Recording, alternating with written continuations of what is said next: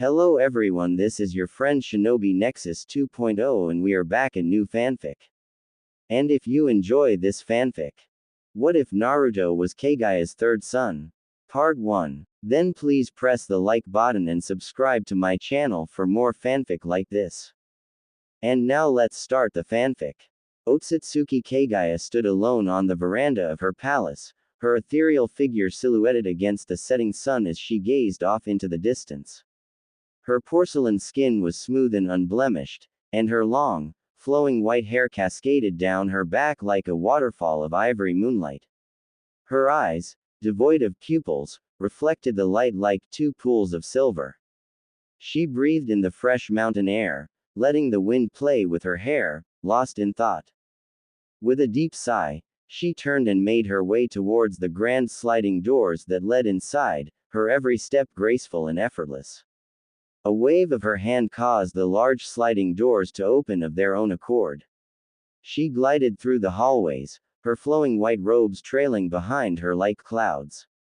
The palace was empty, as it usually was, except for a handful of servants who dared not speak to her unless she spoke first. They will come eventually, within 3,000 years, she murmured to herself, her voice low and melancholic. Her delicate eyebrows knitted together in a frown, betraying her inner turmoil. She shook her head, banishing the thoughts that plagued her mind. Now was not the time for such musings. Yet, her mind couldn't help but drift to her past mistakes. She remembered her ill-conceived plan to use the Kaminoki, a dangerous weapon, to turn the world into an army against her family. The memories left a bitter taste in her mouth, and she frowned with regret. Looking back, she knew her plan had been foolish. But it had taken her own children pointing out the obvious flaws in her panic-driven idea. After all, Otsutsuki consumed hundreds of Kaminoki from countless worlds, so trying to use the power of just one against their combined might was futile. At the time, however, she had been insistent that it would work, and had even grown angry when her children had seemingly opposed her. Family law. Her eldest, Hagoromo, only a young boy at the time, had been unfazed by her outburst and had calmly posed a question: how easy would it be to destroy every human on the planet? She had answered without hesitation, utterly confident in her immense power as the avatar of this world's Kaminoki.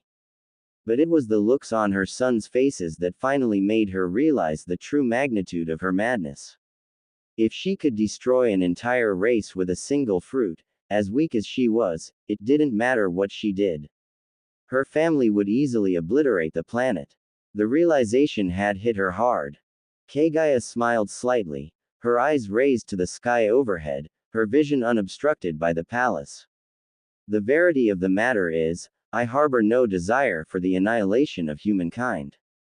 For they are a singular race, imbued with a plethora of emotions, such as love, hope, and resilience. She reminisced on her extensive voyages with her kin, where she had encountered numerous civilizations, before they were destroyed. Eventually, the revulsion she felt had become too overpowering, causing her to flee across the expanse of galaxies. Although this world too is rife with enmity and suffering, it is the presence of these ills that allows for the emergence of felicity. One cannot bask in the light without first enduring the darkness. Yes, my dear, she answered in a gentle tone. The doors opened and her son, Hamura Otsutsuki, walked in and bowed to her. Hamura was an impressive sight to behold, standing tall with his pale skin and distinct features. He had a unique appearance with his hairless brow ridges, white hair, and small, horn-like protrusions on his forehead. His bangs were short and hung to the left side of his face, while a chin-length lock draped over the right side. One could not help but notice his piercing gaze, as he inherited his mother's renowned Byakugan in both eyes. Hamura was dressed in a light, full-length kimono with a striking pattern of 6 black magatama around a high collar, which accentuated his pale complexion. His dark pants provided a contrast, completing the ensemble. A sword in its sheath was strapped to his left, suggesting his readiness for battle. At just 17 years of age, Kaguya's precious son was already an imposing figure with a commanding presence. Mother, dinner is ready, Hamura announced. Kaguya raised an eyebrow. I thought we had servants for such trivialities. Why did you come personally, my son? Hamura's cheeks reddened with embarrassment as he spoke. I prepared dinner myself, he admitted sheepishly. Kaguya's face lit up with joy and surprise, her radiant beauty shining through. She stood up gracefully and glided across the room to embrace her son, causing him to freeze in shock at her uncharacteristic display of affection. He quickly recovered and hugged her back, basking in the warmth of his mother's embrace. Since her panic due to the impending Otsutsuki attack had been quelled, Kaguya had become more open and attentive to her duties as a mother. They were still working to prepare the world for the future, but they were also spending time together as a family. Lead the way, my son, Kaguya replied with a soft smile, allowing Hamura to take her hand and guide her towards the dining area. As they entered, they found Hamura's brother, Hagoromo, already seated at the table, engaged in conversation with a small orange frog with a purple bead hanging from its neck. A small white snake sat beside the frog. Upon noticing their arrival, the animals bowed respectfully to Kaguya. Kaguya's smile widened as her son led her to the head of the table, pulling out the chair for her to sit in. She thanked him, but her attention was drawn to the absence of the usual servants. Her senses expanded, confirming that they were alone in the palace except for the animals and people in the room. Hamura-kun, she started to ask, but her son interrupted. Don't worry about it, mother, I dismissed the servants for the day.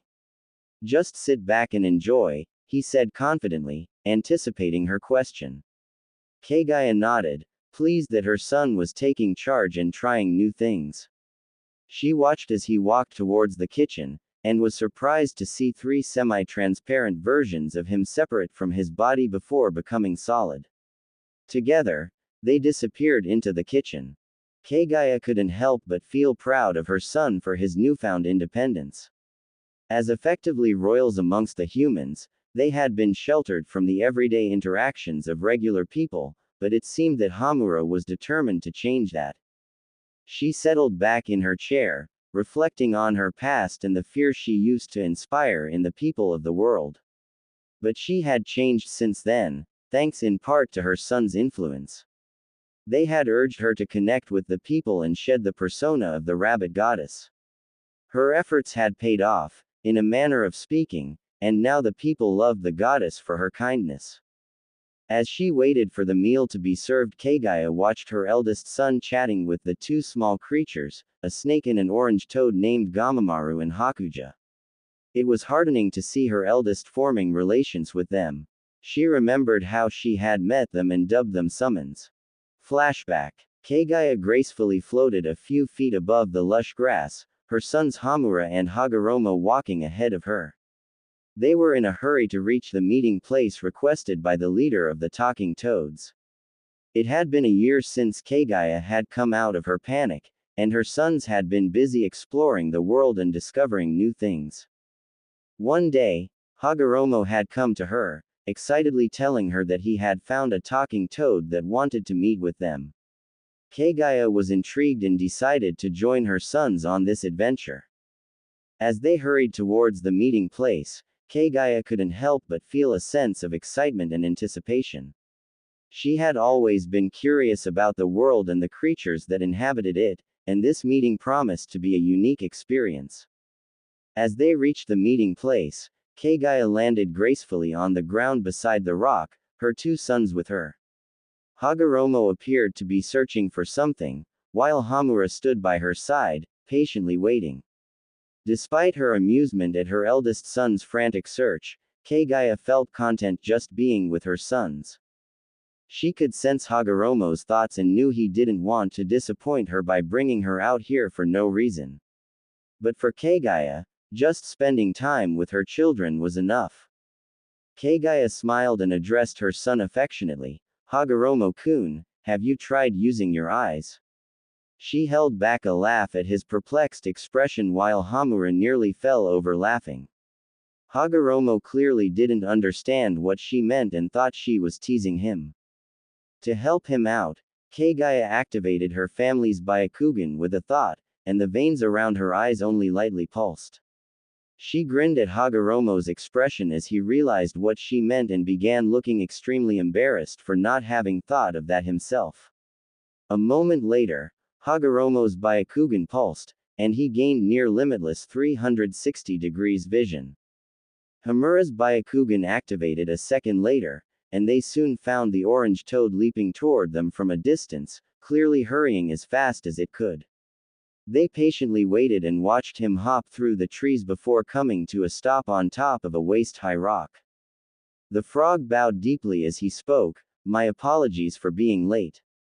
Please forgive me." Kaguya's brow furrowed, and she said gently, "No need to bow, little one." Gamamaru nodded and introduced himself. "I am Gamamaru, leader of the toads." Curious, Kaguya asked, "How are you able to speak? I have been here for many years and never found creatures that could talk like you." Gamamaru settled into a more comfortable position and explained, "There are many groups of creatures on this planet. We have been here for ages and developed the ability to talk and use nature chakra. We have our own homes and stick mostly with our species. The only interaction we toads have are with the slugs, snakes, hawks, and dragons." Hagoromo interrupted, "Why are we only meeting you now? Why have I never seen any other talking creatures?" Gamamaru replied, "You've never seen us because we hid when your mother ate the fruit of the kaminoki. We were afraid of her power and feared what she might do with it." Kaguya apologized, "I deeply apologize for that. I'm sure my anger and fear could be felt for hundreds of miles." Gamamaru shook his head, seemingly dismissing Kaguya's apology. "You were afraid of the return of your family, it is only natural." Kaguya was startled, "How could you know that?" Gamamaru revealed then that he received a prophecy that concerned Kaguya, her children, and her family's eventual arrival for the kaminoki. As Gamamaru spoke, the Otsutsuki family hung on his every word, their attention entirely focused on him. The toad had a grave expression on his face, his voice taking on a slight shift as he prepared to deliver the prophecy that pertained to them. "In return for sharing this prophecy with you, as representative of all the groups of speaking creatures, we request that you create us a home, a permanent home away from the world of humans so that we may expand and grow without infringing on the growth of humans." Kaguya's eyes widened as she quickly processed everything. He has information that can help save this world and the humans. All he wants in return is a home for himself and his kind. "I can do that. I can create such a place." Kaguya spoke, her voice steady and confident. "You will all be moved to another dimension, a habitable place that has its own nature chakra. But to get from that world to this, you will create summoning contracts. Hagoromo will distribute these to the humans, and you will help them when they summon you." Gamamaru agreed to her terms, and Kaguya wasted no time in demanding to know more about the prophecy. Gamamaru quickly obliged, his words sending shockwaves through the family. "You are going to have another son," he began, causing Kaguya and her son's eyes to widen in surprise. "How can I possibly have another son?" Kaguya exclaimed, unable to comprehend this news. "The kaminoki, as you may know, the god trees are sentient entities. The one on this world wants to survive just as much as you do and is contributing to it. When you ate the fruit, the process of the child being formed began. This boy will be part Otsutsuki and part kaminoki, the first of his kind." Hamura's and Hagoromo's jaws hung open in disbelief, their expressions reflecting their shock. However, Kaguya managed to compose herself better than her sons, despite the gravity of the situation.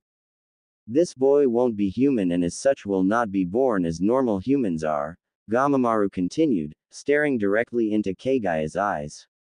"Kaguya-sama, do you know how long it takes for a kaminoki to fully grow?" Kaguya's eyes widened as she realized what he was saying. Hi, around 9 Jitas, or around 6,000 human years, she answered, her voice barely above a whisper.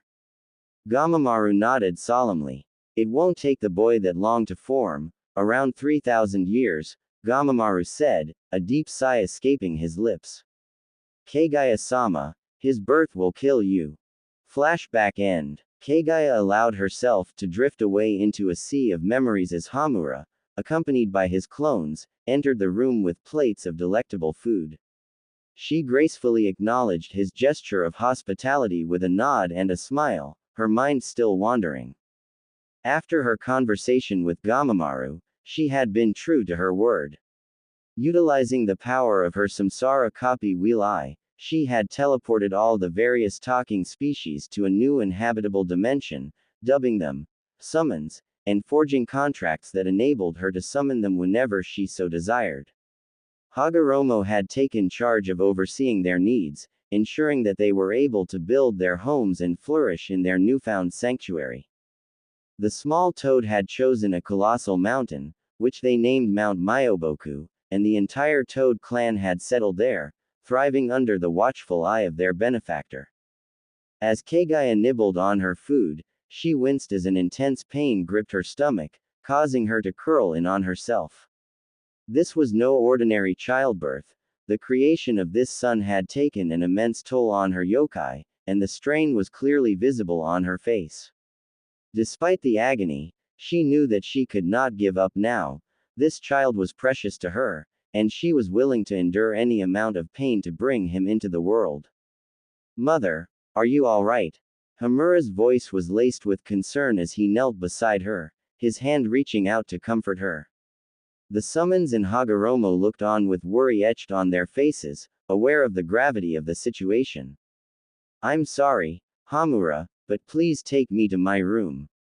Kaguya's voice was strained, but determined as she fought to keep her composure. Hamura quickly nodded, his chakra enveloping her as he lifted her up and floated her through the house to her room. He fetched a wet cloth and laid it against her forehead, hoping to ease her discomfort. I love you, mother, he murmured softly as he held her hand, his eyes brimming with tears. He knew that this was a difficult time for her and remained by her side, unwilling to let her face it alone. Hamura's face was etched with a deep sadness as he thought about the prophecy that he had heard.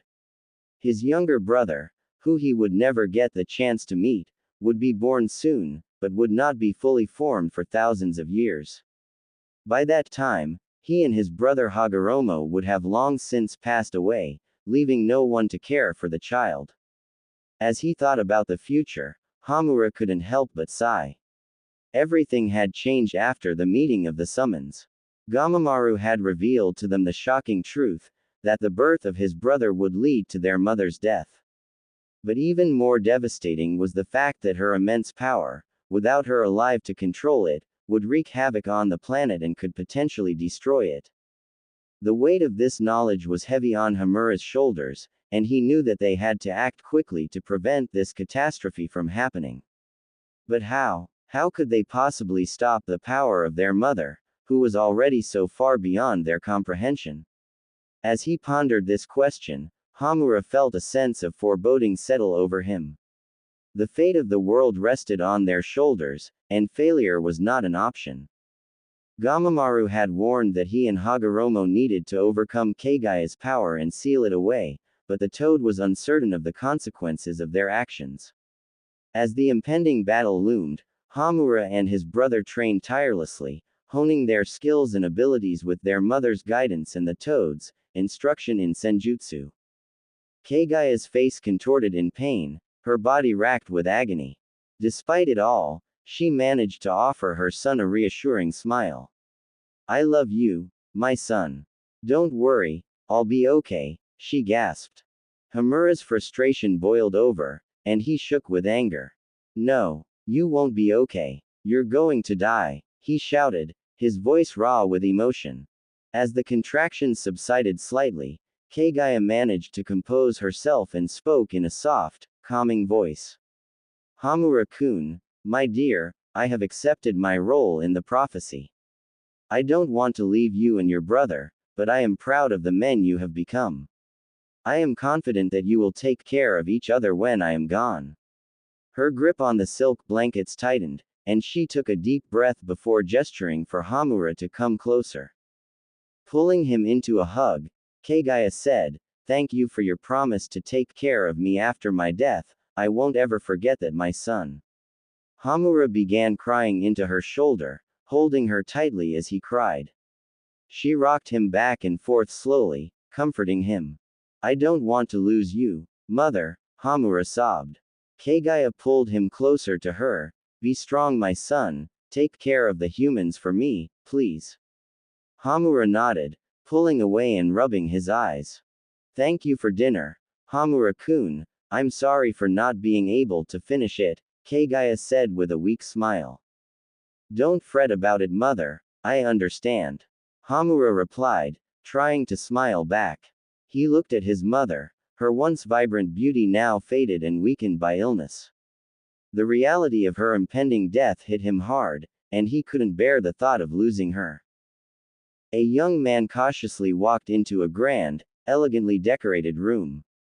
It was dimly lit, with the only source of light coming from the flickering candles in the corner. On the vast, luxurious bed lay a woman, her skin pallid and her eyes pupil-less.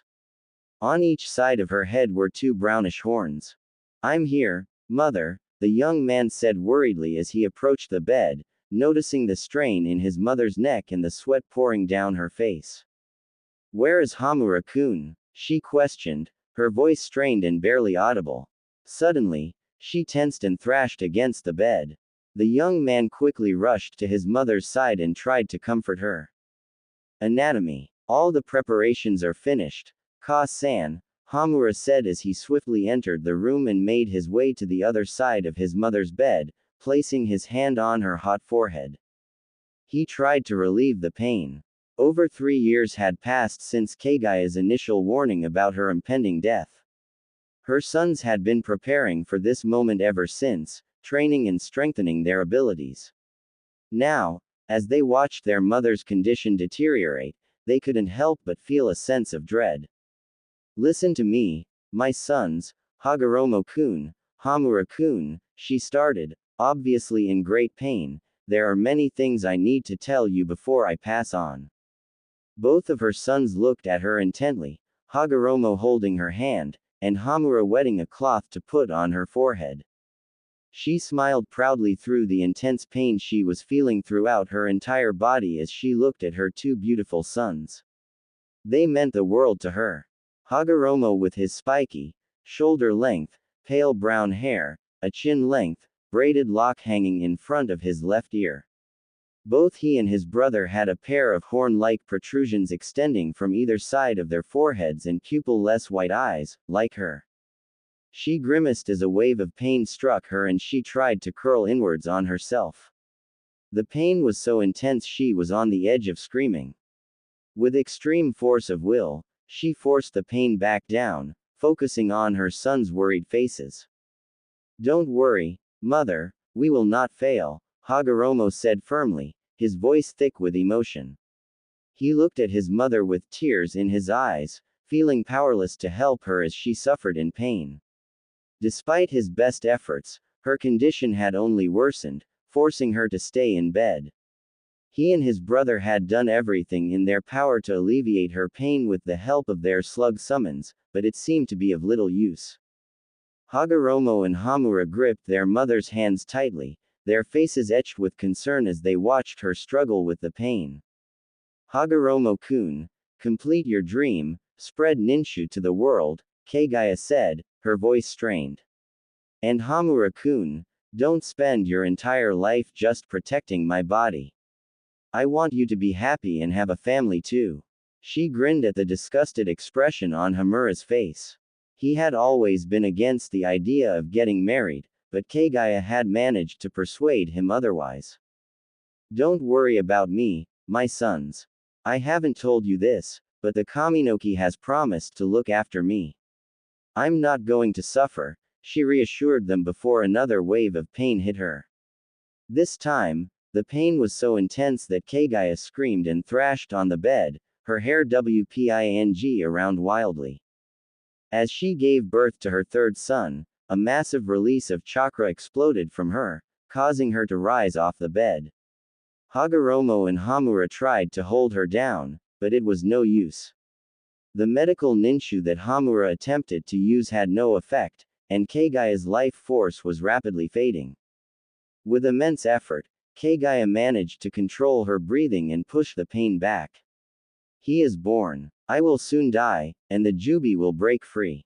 It will attack you, using my body, to reclaim its chakra, she said, her voice weak but resolute.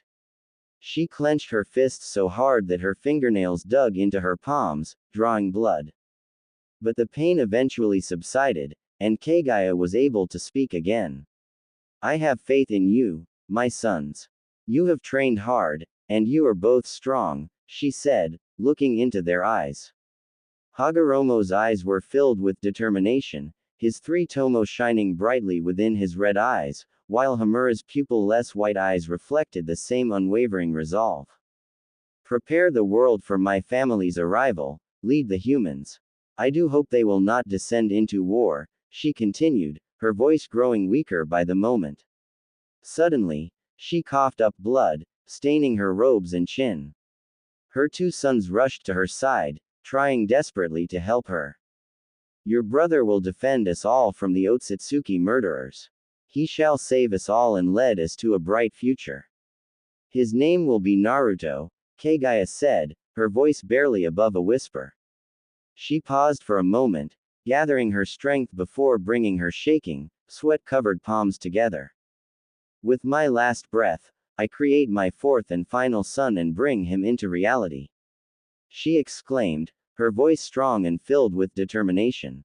Banbutsu Sozo. With that, she roared, pouring every last ounce of her yokai and strength into this ultimate jutsu. Hagoromo and Hamura watched in awe as a black blob with two glowing yellow spots formed between their mother's hands. Suddenly, Kaguya let out a piercing scream and fell back against the pillows. Her skin grew pale, and she slowly began to lose all color, her body expanding until it became a sphere on the bed. Hagoromo and Hamura watched in stunned silence as their mother's body transformed, and they could feel the enormous chakra radiating from the white sphere. Run! She's turning into the Jubi. The urgent warning from the black blob jolted the brothers into action. It bolted across the ground and vanished into Hagoromo's sleeve. The brothers quickly sprang into action, rushing out of the palace to join the forces they had gathered outside for this very moment. They were greeted by a motley crew of creatures led by Gamamaru and his fighting toads, arranged by size from the smallest to the largest. Joining them were massive slugs, snakes, and three Genryu, the earth, water, and lightning dragons. The creatures tensed, ready for battle, as they watched the palace with apprehension. It has begun, Gamamaru declared sagely from atop a giant battle toad, his webbed hands forming a seal. The creatures looked on as Hagoromo's black shakuho materialized in his hands, and his eyes transformed into the Mangekyo Sharingan. Hagoromo was startled by a sudden burst of power by his side. Turning, he was amazed to see his brother wreathed in light blue flames, levitating off the ground with 5 truth-seeking balls floating behind him. Oh ho ho, been hiding something, little brother. Hagoromo teased, his Susanoo's dark blue ribcage forming around him. Can't let you have all the fun, can I, brother? Hagoromo's brother chuckled before refocusing on the palace. Suddenly, the ground trembled with incredible force. The roof of the palace was hurled into the air, and a giant, earthen-colored humanoid emerged from the dust, appearing to be decaying. The massive creature was clad in a robe and had numerous spike-like protrusions on its back. May the Kaminoki watch over us! Hamura exclaimed as he and his brother led the charge against the giant creature. The being that had once been their mother rose to its full height, towering over all but the largest summons, and let out a deafening roar. That is the Jubi's first form. You can only defeat it by sealing it, The black blob spoke from within Hagoromo's sleeve. Understood. Little brother, if you can contribute to this battle, do so. Otherwise, stay safe, Hagoromo commanded as he leapt into the air and unleashed an 8-story tall fireball at the beast. The battle that ensued was nothing short of cataclysmic. The sheer force of the opposing sides shattered the ground, sending massive boulders and debris flying in all directions. The air crackled with electricity, and the sky was filled with smoke and fire. The toads, slugs, snakes, and dragons fought valiantly, their roars and screeches echoing across the land. For 7 long days, the battle raged on. Summons fell left and right, their bodies battered and broken. Hamura himself came close to death, but it was this brush with mortality that sparked something within his brother. Hagoromo's eyes, once Sharingan, now evolved into the Rinnegan, the most powerful dojutsu in existence. With this new power, he unleashed a flurry of devastating attacks that turned the tide of the battle. His chakra swirled and pulsed with an otherworldly energy, and the summons fought with renewed vigor. Finally, after what seemed like an eternity, the beast was defeated.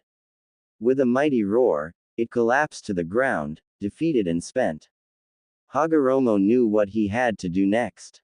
With a single hand gesture, he sealed the beast's essence within himself, the weight of its power almost too much to bear. But what to do with the body of the beast? Hamura had originally planned to bury it and build a temple above it, but now he had a different idea. He would create a new world, one where he could live with his family in peace. With his own powerful dojutsu, the Tenseigan, he created a livable atmosphere on the moon, and he and his family eventually moved there to start anew. From there, he vowed to watch over the earth, to create a race of pure Otsutsuki who would keep a vigilant eye on the Geto Mazo and wait for the inevitable invasion of the Otsutsuki from space. Hagoromo and Zetsu agreed to this plan, and so it was done.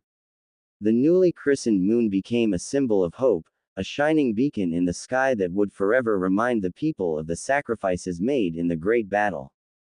A lifetime later, Hagoromo lay on his bed, his once powerful body now frail and weak. His left eye was yellow and his skin was pale, indicating the severity of his condition. Zetsu, his faithful brother, was by his side, using his chakra to keep Hagoromo alive long enough for him to deliver his final message to his children. The Biju that Hagoromo had created from his mother's chakra, along with Hamura, gathered around his bed, their concern for the legendary sage of 6 paths evident on their faces. I am not long for this world, Hagoromo said weakly, his Rinnegan fixed on his children. I have one final request for you all. Saiken's voice was filled with concern as she asked, "What is it, Oto-sama?" I was given a prophecy, Hagoromo said, his voice barely above a whisper. I wish to share it with you all before I go to the Johto. Come closer. Hitomi and her siblings moved closer to their father's bed, while the Gobi hopped onto the foot of the bed so that Saiken could get closer. Hamura stood by the head of the bed, switching out the wet cloth on his brother's forehead, while on the right side were Hagoromo's 2 human-born sons, Indra and Asura, watching silently. My mother had 4 children, Hagoromo said, causing confusion among the Biju. Her 3rd son, Naruto, is the child of her and the Kaminoki. His birth killed my mother, but we knew that it would. The Biju looked at each other, stunned. They had no idea that Kaguya had given birth to another child. Because he is the son of the Kaminoki, it will take him thousands of years to form, Hagoromo continued. My children, all of you and Zetsu are immortal, and I want you to watch for my brother. Find him, care for him, and train him, for he will protect us against the arrival of the Otsutsuki.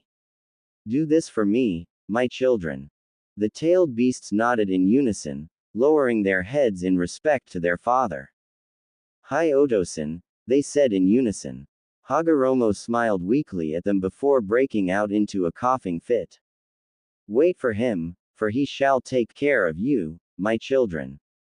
Good luck, Hagoromo said quietly before his one visible eye closed, and his body relaxed. Zetsu slowly slid off Hagoromo's body and formed into a blob on the bed. He has gone to the Jodo, Zetsu said quietly. Junsuina tochi de Haiwa o Mitsukuru koto ga dekimasu ka, everyone said in unison, paying their respects to the passing of the legendary sage of six paths. Thousands of years later, the harsh desert winds wped sand into the faces of the couple as they trudged wearily through the endless expanse of barren terrain. Their home lay just beyond the horizon, a faint glimmer of hope in an otherwise bleak and unforgiving landscape. As they walked, the woman suddenly stopped in her tracks, her ears perking up to the sound of a faint wail carried on the wind. "Do you hear that?" she asked her companion, turning her head in the direction of the sound. "It sounds like a child crying." Following the sound, they stumbled upon a scene that left them both stunned. A small infant, with pale skin and horn-like protrusions emerging from his forehead, sat abandoned in the scorching sand. His eyes were pale, almost pupilless, and his frail frame trembled in the relentless heat. The woman felt a pang of compassion for the helpless child. Who would abandon a child in the desert like this? She questioned, her voice full of emotion. "He's sick, and he's all alone. We can't just leave him here to die. No matter how strange he looks, he deserves a chance to live." The man hesitated at first, taken aback by the child's peculiar appearance, but he could not ignore the pleading look in his wife's eyes. They scooped up the infant, cradling him close to their chests, and continued on their journey towards home. As they walked, the couple could not help but wonder about the child's origins. Who would abandon a child with such unusual features? What kind of family would cast him out into the merciless desert, left to die a slow and painful death? Their minds filled with questions, the couple resolved to care for the child as if he were their own. Little did they know, their decision to bring the infant home would set off a chain of events that would forever alter the course of their lives. A small boy walked down the sandy streets of Sunagakure, the buildings made of earth towering over him, blocking the moon and making the shadowy alleyways even darker.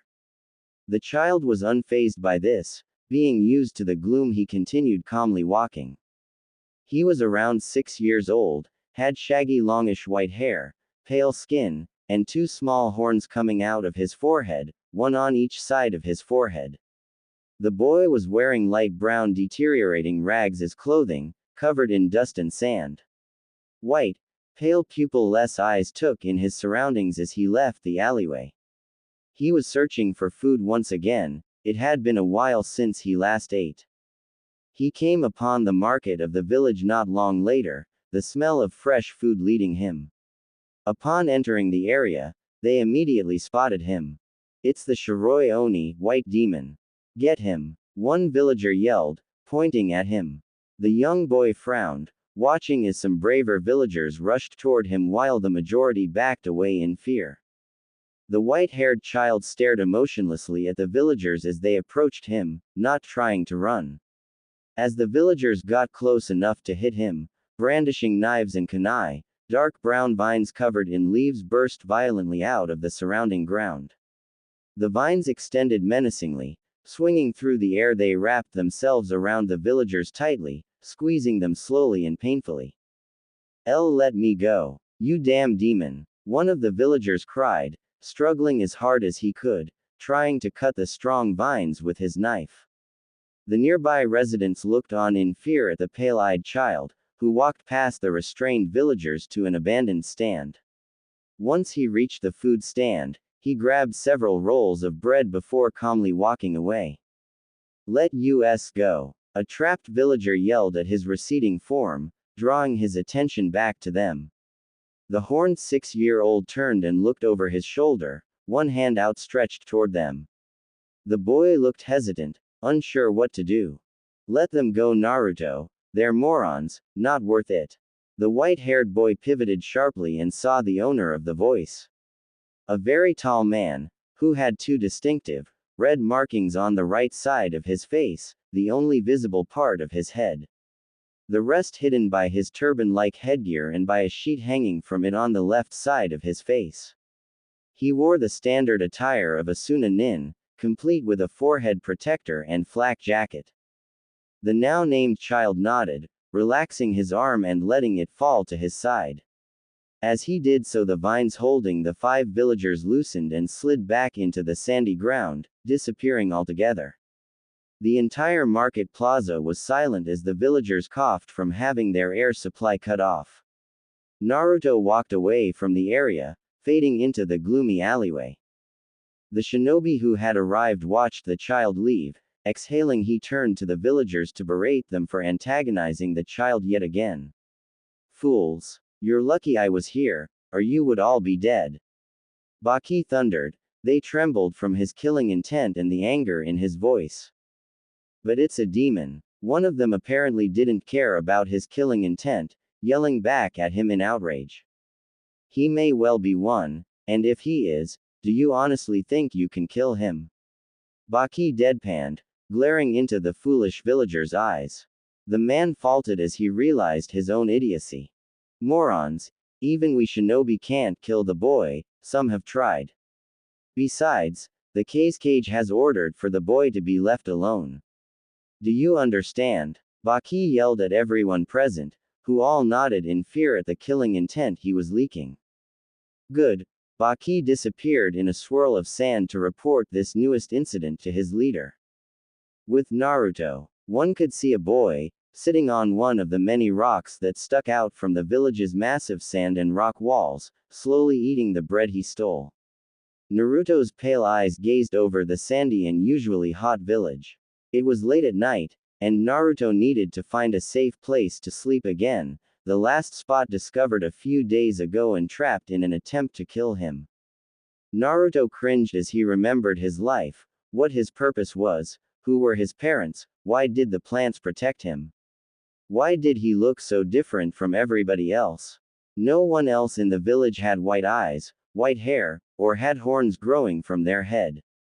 He also had unusually pale skin no one else in the town did, and besides growing up in the hot desert sun, he never tanned like everyone else. Regardless, Naruto was grateful for the plants that protected him from harm. They hadn't always been there, but since that day, they had been around keeping anyone from harming him. Flashback. Naruto was 3 years old, playing in the living room of his family's house. His Ka-san was at the kitchen stove preparing lunch.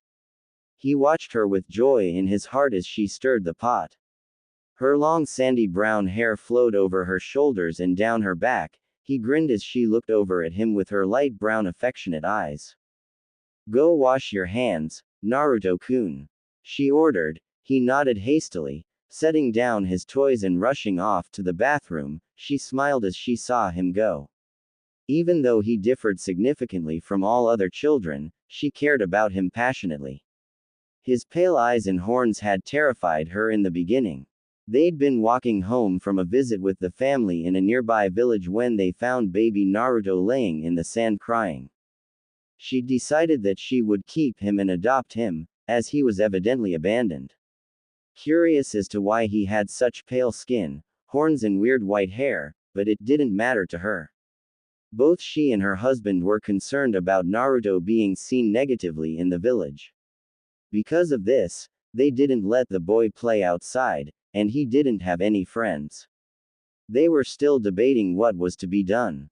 She grimaced. Okay, sometimes they did take Naruto out in the village. 2 weeks ago she had taken Naruto with her to the market like usual, making sure he wore a hood to cover his features. Naruto had excitedly walked along beside her holding her hand and asking questions about everything. It had surprised them when he could talk, read, and write from a young age.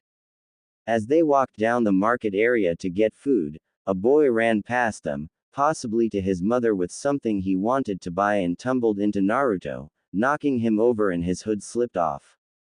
Everyone nearby had frozen as they took in Naruto's strange features, the horns, and white eyes, the uncharacteristic pale skin. She had swiftly put his hood back on and left the square, dashing home. Since then she hadn't taken Naruto back out, but rumors about how he was a demon and evil moved about the village. She was frightened for her boy, but as long as she kept him inside he should be safe. I'm done, Ka-san, Naruto called as he rushed down the hall to the dining table and hopped into his seat. His pupil-less pale eyes showed his joy at getting to eat, and she chuckled at his ecstatic expression. He's always loved eating. She mused with a smile. Here you go, Naruto-kun, eat up. Two-san should be home soon, she said, putting a plate of food in front of him that he dug into with gusto. She sat down in her own seat and began eating. A couple of moments later there was a loud crash at the front door and indistinct yelling. Stay here, Naruto, Miyabe ordered sternly, getting up and moving to the door. As she got closer, she could make out what was being said. Let us in. We know the demons in there. Someone yelled in anger loudly. She heard another pounding sound. No. Go away. Her eyes widened as she heard her husband respond. Shooting to the door, she opened it. She could see her husband's back and 4 angry villagers brandishing weapons standing on their doorstep. Opening the door had been the wrong thing to do, for as soon as she did, the foremost villager punched her husband in the face, knocking him into her and both of them onto the ground.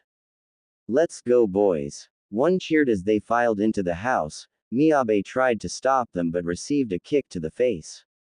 Ka-san, Naruto's distraught voice cried out. She looked up at the entrance to the living room and saw Naruto standing there, eyes wide in fear and shock.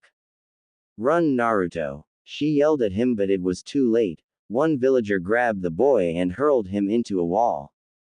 Kill the demon, one shouted as he stabbed a knife into the child. Oyakawa was dazed from the punch but fought through it when he heard Naruto's scream. Getting to his feet, he rushed the men, leaping and tackling the one who'd stabbed his son. He noticed from his close proximity that they were all drunk. What the man yelled before his head struck the floor. Hey, how dare you? One man yelled. Swinging his short sword, he sliced into Oyakawa's back, who released a yell in pain. The adrenaline still pumping through him to defend his son, he jumped back up, ignoring the pain, and leapt at the man.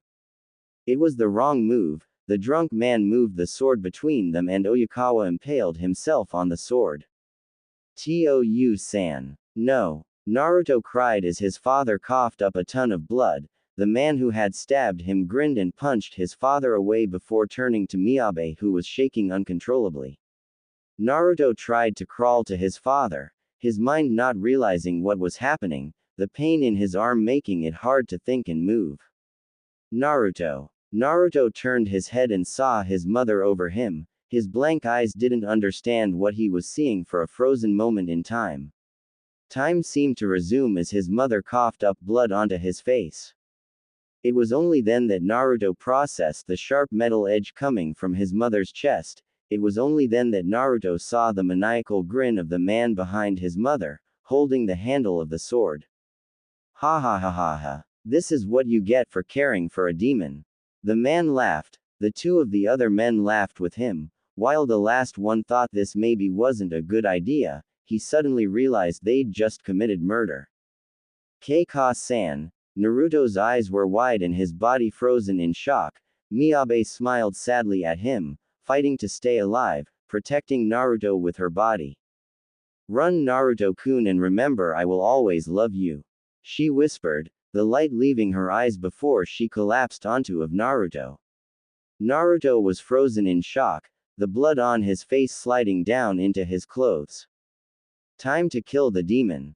The man with the sword cried, sliding the sword out of his mother with a sickening noise and kicking her dead, lifeless body aside. Naruto's mind shut down, unable to process all of this in his albeit intelligent but still 3-year-old mind. He did nothing, frozen in shock as they approached him and beat him, stabbing him and cutting his skin deeply. They enjoyed his screams, dragging their weapons through his skin. Naruto curled up into a ball as they took to kicking him repeatedly. Suddenly they stopped, the pain dulled and faded away. He could feel their sorrow, they were sorry. Naruto didn't understand, but he felt his bruised and beaten body supported by something soft. Opening his eyes, he found himself in a cocoon made of plants and vines. He watched with wide eyes as barbed vines broke out of the floor and walls. Almost angrily, the plants cut through his attackers and killed them, their screams only lasting for a few moments.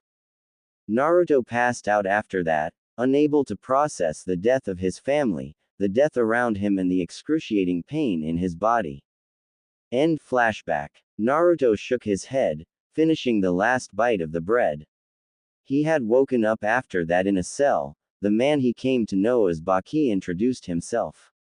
Naruto had been scared, and the plants had responded to his fear, his want to escape. The thick, thorny vines had tried to kill Baki, who had only barely got away, though he gained a thick cut across his chest. After that, the plants had attacked the cell wall, breaking it down rapidly and pulling him through. Naruto had run and run until he found a park, vanishing inside the shrubs he had hidden for days as he dealt with everything. He'd cried for days, the loneliness he'd felt that day had never gone away. All he could think about was his mother and father dying, but he hadn't been entirely alone. The plants had wrapped around him comfortingly, caring for him, warming him, and providing shelter. That had been 3-ish years ago, and since then he'd learned to survive, get food and shelter for himself. There had been several assassination attempts from villagers and shinobi alike, but the plants had always dispatched them with ease. The Kaguya, leader of the village, had noticed him and ordered his men to stop attacking him, though it didn't really prevent the villagers. Naruto sighed, hopping off the rocky ledge tens of feet from the ground. Free falling for several seconds, he was caught by plants that extended from the dirt, creating a soft landing for the young white-haired boy. Naruto rubbed one vine affectionately, deeply glad for them and the protection they gave him. I wish one day I could understand my life. I don't feel like I fit in here, I don't belong here. Naruto thought as he walked once again through the darkened alleyways.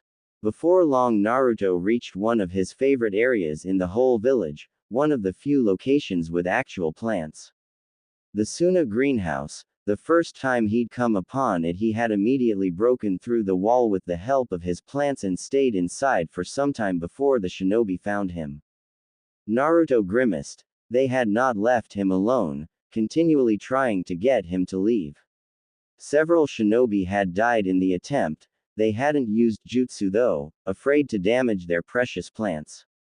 Eventually, the Kaguya had come and allowed him to stay there when he wished, as long as he didn't harm the plants. Naruto didn't trust the man. He was shifty, and Naruto didn't feel any warmth from him. Regardless, he was going to take up the man's offer once again. Naruto walked through the near abandoned streets. The few villagers out this late gave him a wide berth, averting their eyes or glaring at him. It didn't matter to Naruto. No one liked him, and he knew that. For some reason, he didn't feel a need to get their approval. Before long, Naruto reached the wall of the greenhouse. Trying to communicate with his plants, he succeeded in creating a couple of vines that lifted him over the barricade, softly depositing him on the soft, lush grass of the greenhouse. Naruto quickly hurried to his favorite spot, the roots of a large tree. Curling in a small ball and attempting to wrap his decaying rags around him, he started to go to sleep. A few moments later, a wooden dome began to form around him before encasing him inside in safety from those that may want to do him harm. A week later, nighttime was once again upon the village, but it had only been a few hours since the sun fell. Naruto honestly preferred the night. It was cooler, and the sun beat mercilessly upon his unprotected skin. The small boy rubbed one of his horns absent-mindedly. It helped calm him down. He'd found Naruto was sitting on top of the dome-like part of a 3-story building. He believed it was a restaurant. Naruto stared up at the full moon in the sky. He could feel some sort of connection to it. It made him feel better when he saw the moon. Why am I so alone? Who are my real parents? Why did Ka-san and Tu-san have to die? Naruto had so many questions, and he felt it was a recurring theme. All questions and no answers in his life, it bothered him, but at the same time, he was patient. He knew the answers were coming somehow, one day something would reveal them to him. He didn't know how he knew, just did. Naruto's pale eyes latched onto a family walking down the street below him, the mother holding her son and daughter's hand as the father held their daughter's hand. They all looked so happy. I want that happiness. Where is my family? Naruto sighed. Even though Ka-san told me they found me in a desert, abandoned. Why do I feel like I can feel them? More questions. RRRAAWWWWW. Naruto turned toward the roar and the explosion that preceded it. His eyes widened as he saw a massive sand creature, covered in blue markings. Its one tail flailing about wildly, crushing nearby buildings with ease. The beast roared something out, but Naruto couldn't understand it. He could hear the screams of nearby villagers and saw the shinobi leap across the rooftops toward the creature. Intrigued, Naruto began toward the beast, his progress much slower than the shinobi, as he had to wait for the plants to form pathways across the roofs. As Naruto ran toward the creature of sand, he watched it create a giant wind sphere and fire it at several buildings, destroying them. As Naruto got closer, the beast suddenly turned to him and stared directly at him. The beast's eyes were wide, and it began cackling madly. You're finally here. Yes, yes, yes. The beast roared out, confusing Naruto and everyone nearby. The apparently crazy monster began to hop around in apparent joy, its tail flying around randomly. Naruto watched as its tail sent a building flying right at him. The ever-protecting plants grew out quickly in mass from the street below and nearby buildings, latching on to the flying two-story building. It took the thick vines several moments before completely stopping the building and dropping it to the ground. Naruto narrowed his eyes at the beast. It had attacked him, and while he didn't care that it was killing the villagers that attacked him, he didn't want it to destroy his greenhouse. Deciding to stop the beast, he threw both hands toward the sand creature. Said sand creature's eyes were wide as he saw that it upset the boy. It hadn't meant to throw a building at him. The next moment, mass amounts of plants grew from between the buildings. Tons of vines that moved through the air menacingly flew toward the sand creature. Ah, crap, was all the beast got out before being covered in the plants. Feeling his chakra draining, he released his control over his host, shrinking rapidly and returning inside the young red-headed boy that was his host. Naruto watched the beast disappear and recalled his plants, transporting himself quickly to the large crater it had formed. All the nearby shinobi had watched the entire ordeal, wondering what would happen when both the demons of the village met. When they had seen the Shiroi Oni, white demon, arrive, everyone had backed up quickly. The cage stood on a nearby roof, watching in extreme interest. He wouldn't stop the white-haired child if he were to kill his son. Something that he was already attempting to do. The pale-eyed boy would actually be doing him a favor. As such, he ordered his men to stay back, knowing if he sent them in, Naruto would most likely kill them anyway. To be honest, I'm not particularly interested in fighting the kid anyway. He doesn't kill anyone as long as no one bothers him, and he is a valuable asset to my village. The cage mused. He hoped to someday control the child and make him a shinobi. With Naruto, he had just reached the red-headed boy, who had black outlines around his eyes. Naruto tilted his head as he watched the boy wake up, his hair shifting, and Naruto noticed the kanji for love on his forehead. The red-headed boy apparently noticed him, his eyes open in shock. It surprised Naruto as sand rose around the boy menacingly before flying toward him. Naruto didn't move, and he wouldn't have been able to dodge fast enough either. Before the sand reached him, a large tree branch that shot out of the ground swatted away it. Naruto narrowed his eyes at the boy, realizing he was the same age as him. It annoyed Naruto that he had attacked him, but maybe he will be my friend, he's like me. Naruto couldn't explain it, but he felt familiar with the child. What is your name? Naruto asked, the plants receding as the sand did. Gaara, why does mother want me to trust you? Who are you? Gaara asked, shakily getting to his feet and looking back at the strange boy with horns. Naruto's face showed his confusion. Who is mother? And I am Naruto. Mother is inside my head, she protects me from the people who try to kill me.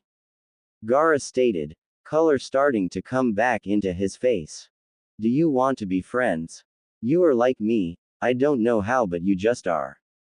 I feel like I know you. Naruto trailed off, staring into Gaara's eyes. Friends? Gaara asked in shock, the restless sand around him finally settling down. Yeah, Naruto said brightly, walking toward Gaara. Scared of the boy he backed up, but what astonished him was how the sand didn't attack Naruto, it seemed to even move out of his way. Trust him Gaara, he will help you, he will be your friend. You don't have to be alone anymore. A voice reverberated in Gaara's head, Mother. Naruto reached out his hand, patiently standing in front of the red-headed boy. Gaara stared at him for a moment before shakily lifting his, and they shook hands. I don't know what being friends means, but I'm sure I can learn, Gaara stated as they both observed each other, a small smile on both their faces. Gaara could feel a connection to Naruto, he couldn't describe it, but he somehow knew he'd found someone who would be his friend, someone he could trust. I don't know either, I've never had one. But let's learn together Gaara. Naruto said with a growing smile. Within Gaara's seal, the Tanuki grinned, he's finally here. Am I the first one to find him? I'm awesome. He laughed happily. Finally, his Oji-san had arrived. I should stop torturing my host, I don't want to escape now. In the real world, Gaara and Naruto were walking together away from the crater. Gaara was leading Naruto to his house, and Naruto was saying that he didn't have to, that he was okay. Gaara was adamant though, insisting that Naruto should live with him, they had plenty of room after all. The massive Tanuki smiled as he could feel Gaara's determination, he didn't want to lose his new friend. Gaara, I am sorry for how I have treated you. You can sleep now, I will not try to escape anymore. The sand creature knew he had really messed up with his host, and he hoped that he could rebuild it with the boy. Outside the seal, Gaara stopped in shock, staring off into space, which concerned Naruto. Gaara, are you okay? Naruto asked, standing a bit ahead of his new friend. Yeah, just that mother said I could sleep, Gaara's voice conveyed his shock at that.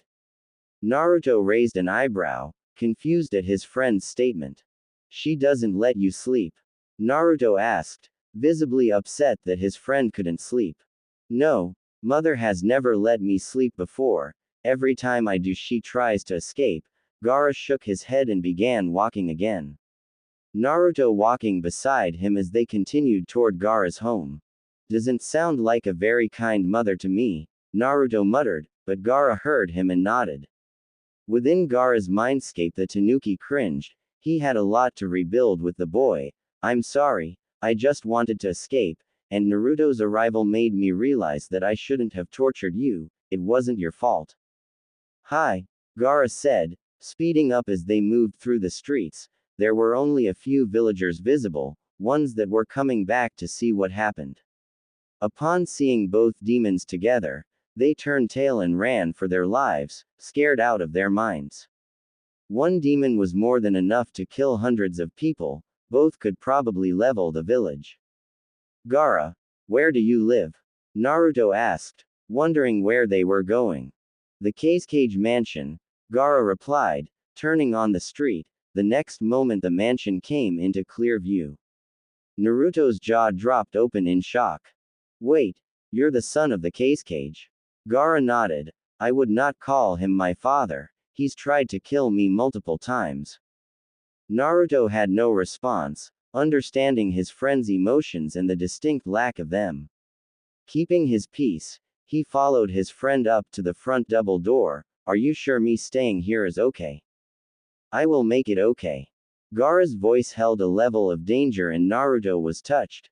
glad that Gaara would be willing to stand up for him even though they'd just met. Naruto smiled as they walked inside, the massive doors closing behind them with a resounding clang. 4 months later, the Cage sat at his office desk, the room around him plain, containing only the bare essentials required to complete his job.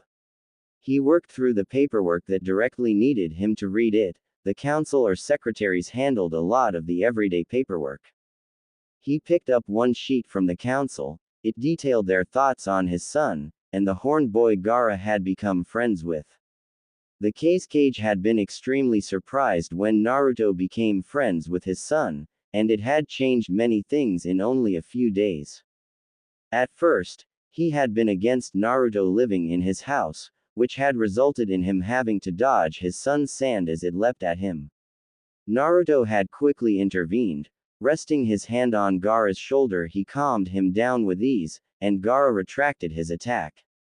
He had watched in amazement as the white-haired horned boy calmed down his son from his rage, something no one had yet been able to do besides Yoshimaru before he had ordered him to kill Gaara. Naruto was able to calm him down and was going to leave, something that Gaara was clearly very against. He'd changed his mind at that moment, and in hindsight he was pleased he did, allowing Naruto to stay. Since then many things had changed in the last 4 months. Gaara was able to sleep for some reason, and his usual insanity was not present. While Naruto was a strange one, he found him to be very intelligent and observant. Though Naruto clearly didn't like him for his attacks on his son. Temari and Kankuro, his 2 other children, had been deathly afraid of Naruto in the beginning, flat out avoiding him as much as possible. Temari had told him that she was scared of Naruto, but surprisingly Gaara had been the one to encourage them to get to know Naruto. They were all slowly becoming friends, and he was glad that he now had a way to keep Naruto under his control. Naruto's incredible control over the plants reminded him of the first Hokage's Mokuden, but different, and he had a sneaking suspicion of why Naruto's eyes were pupil-less. Shaking his head, he turned his attention back to the sheet in his hand. The council had suggested that Naruto, once he was old enough, be entered in the academy along with his children. It also expressed their confusion at what exactly Naruto was, but they had mostly agreed that it didn't really matter as long as they could harness Naruto's power for the village. The Sand Village was after all one of the weakest of the Great Five. With Naruto sat cross-legged in the living room of his new home. In front of him was a wooden go board. It was being supported on the side in front of him by plants, while on the other side where Gaara sat it was being propped by sand. Naruto had come up with this game of sorts for them as it taught them both strategy and control of their abilities. They wouldn't actually touch the pieces on the board and would instead try to use their respective powers to move the pieces on a tiny area without breaking the board. Interesting move, Naruto commented in his usual calm near melodic voice. He manipulated a plant vine to wrap around a piece before moving it to retaliate to his friend's strategy. Naruto himself wasn't entirely sure why he'd come up with such a tedious way for them both to play. He felt this need to get stronger and train, that he was going to need power in the future. I can feel the answers coming, they are getting close. Naruto thought. On the nearby couch sat Gaara's 2 siblings. Temari was oblivious to the world, buried deep within the scroll on wind that she was reading. Kankuro, on the other hand, was watching them both with deep interest, mainly Naruto. Kankuro had been extremely afraid of Naruto in the beginning, seeing that Naruto's powers were eerily similar to his younger brother's sand defense. But he had come to like Naruto, and they got along pretty well. Kankuro, being older, had begun teaching both of them how to throw shuriken. I have to thank Naruto again for becoming friends with Gaara. Since he did, I have actually been able to have a relations with my brother. Kankuro thought, watching as the 2 boys concentrated on their board game. Naruto looked very different from how he did when they first met him. He had moderately shaggy white hair, which was somewhat long. His bangs were short and hung to the left side of his face with a chin-length lock which hung from the right side of his face, and his two horns parted his hair somewhat. Naruto's pale eyes had creeped him out in the beginning, but he'd gotten over it. Naruto also had ashen skin which never tanned no matter how much sun he got. He has the hairstyle of Hamura Otsutsuki and Tonari Otsutsuki combined but still the same facial structure as Naruto, minus whisker marks. Naruto's clothes had also changed from the rags that he had worn 4 months ago. Gaara had insisted that Naruto wear proper clothes. Naruto had nothing wrong with that, and both had gone shopping, taking a good deal of money with them from the house the second day after Naruto came to the mansion. Kankuro and Temari had feared Naruto and Gaara back then and were just happy they were out of the house. I'm willing to bet they probably had to threaten someone to give them Naruto's new clothes, Kankuro mused, as people were still terrified of them, now calling them the Demon Demon Duo. Naruto had chosen clothes that were similar to the garb worn in Suna, but with his own style. He had selected a white kimono, pale green sash, and black sandals. Kankuro honestly thought he looked pretty good in it. Ah, I win again, Gaara ni-san, Naruto said, laughing at Gaara's annoyed expression, having lost yet another game to his friend brother. Gaara and Naruto had decided to become brothers as they felt this unexplainable bond between each other. Want to go again? Naruto asked, and before Gaara could answer, Kankuro cut in. You guys want to go out and eat? I'm hungry. What about you? He asked. I'm fine with that. What about you, Gaara? Naruto stood up and stretched, the plants holding up the board sliding back into the ground. Let us go, Gaara replied in his usual straight-to-the-point tone, lacking its usually threatening undertone. Naruto had helped Gaara deal with the insanity that had been slowly consuming him, and being able to sleep probably helped too. Kankuro nodded, and they left the room, leaving Temari engrossed in her scroll. They quickly left the large mansion, arriving on the street outside. People spotted them and backed away, scared of the two demons with their brother. No one dared threaten them. The demons were perfectly capable of defending themselves and it was now illegal to bother either of them. The trio ignored the looks and made their way to one of the more popular restaurants in town. So Naruto, what are you planning to do later on in life? I know me and Gaara, as well as Temari, will be enrolling in the academy. Kankuro said, turning toward Naruto as they walked. Naruto's pale eyes turned to him, and Gaara was paying attention, wanting to know what his friend planned to do. When does the academy start? Naruto questioned. At 8 years old, was Kankuro's reply. Most likely I will join you at the academy unless something changes. Naruto trailed off, gaining a thoughtful look on his face. Naruto ni-san, can you please explain why you seem to think something is coming? You keep referring to something. Gaara asked, his curiosity evident in his voice. I don't really understand it myself, Gaara. I have this feeling that the answers to my questions are coming. I don't know how else to explain it. Naruto replied. How is Shukaku today? Naruto asked, looking toward Gaara. Sleeping again. It's almost all the lazy raccoon does. Gaara said and suddenly winced. Okay, he's awake. Naruto grinned, yelling again. Yeah, Gaara replied, holding a hand to his head.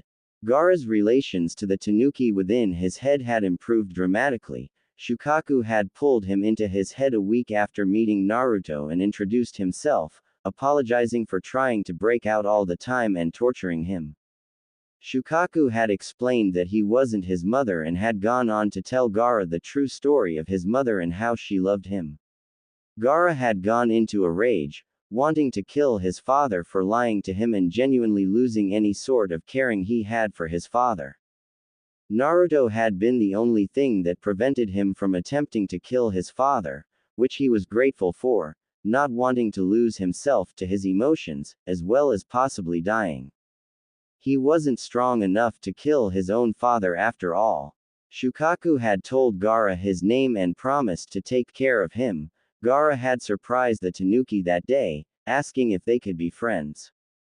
Gaara at the time still didn't fully understand the meaning of friends, but he wanted to be friends with the beast regardless. Do you have to yell all the time, Shukaku? Gaara complained, only causing the mischievous raccoon to grin and yell louder about absolutely nothing. Arg, Gaara muttered, holding his head with both hands now in a way that was reminiscent of his insane rages. Naruto raised an eyebrow. You know you can cut the connection to Shukaku, right? He did say you could do that. Gaara facepalmed before cutting the connection to his insane inner demon. Thanks. Naruto nodded. Ah, we are here, Kankuro said, and so they had. Reaching the front doors of the restaurant, they walked in and found a table. The villagers within saw them but kept quiet, letting them be. It was a couple of moments before a waiter came to their table and quietly laid out menus for them. Naruto picked up his and browsed, ultimately settling on barbecue. Gaara got rice and Kankuro had some ramen. Giving their orders to the silent waiter, they waited patiently for their food to arrive. So Kankuro, how is training with puppets going? Naruto asked, gaining Kankuro's attention. The young boy's expression became excited. Awesome. Puppets are so cool. Lady Chio is training me, and while I'm rather bad at some things, I think I'll become a great puppet master one day. Kankuro replied ecstatically. Naruto smiled. You said you were learning to connect chakra to the puppets? Naruto asked, a grin on his face. Yeah. Can you connect one to that lady's drink? Kankuro smirked as he caught on to Naruto's plan. Oh yeah, easy. Do it. A nearly invisible string shot out of Kankuro's finger and flew through the air until it latched onto the glass of the lady a couple of tables over. Kankuro waited until the lady went to grab her drink before moving it out of the way. Naruto and Gaara to an extent burst out laughing while Kankuro fought to keep down his laughter at the lady's shocked expression. He needed to concentrate on keeping the connection to the glass. The lady went for her drink again, and he moved it just out of the way once more. Her expression became angry, and she continued to grab for the glass. By the time she realized it was Kankuro's doing, Naruto and Gaara were laughing hard. Kankuro could see her rage at the prank in her face. It was amusing to see it quickly disappear as the woman realized just who was sitting at the table. Two of the Kage's children and the boy who had killed countless villagers is enough to stop anyone in their tracks. Kankuro turned back to the table as the waiter arrived with their food and they dug in with gusto. 1 week later. Hey Naruto, here are the scrolls you asked for, Tamari said, handing the horned boy a bag full of scrolls. Thank you, Tamari, Naruto replied, taking the bag from her and sitting down on the couch.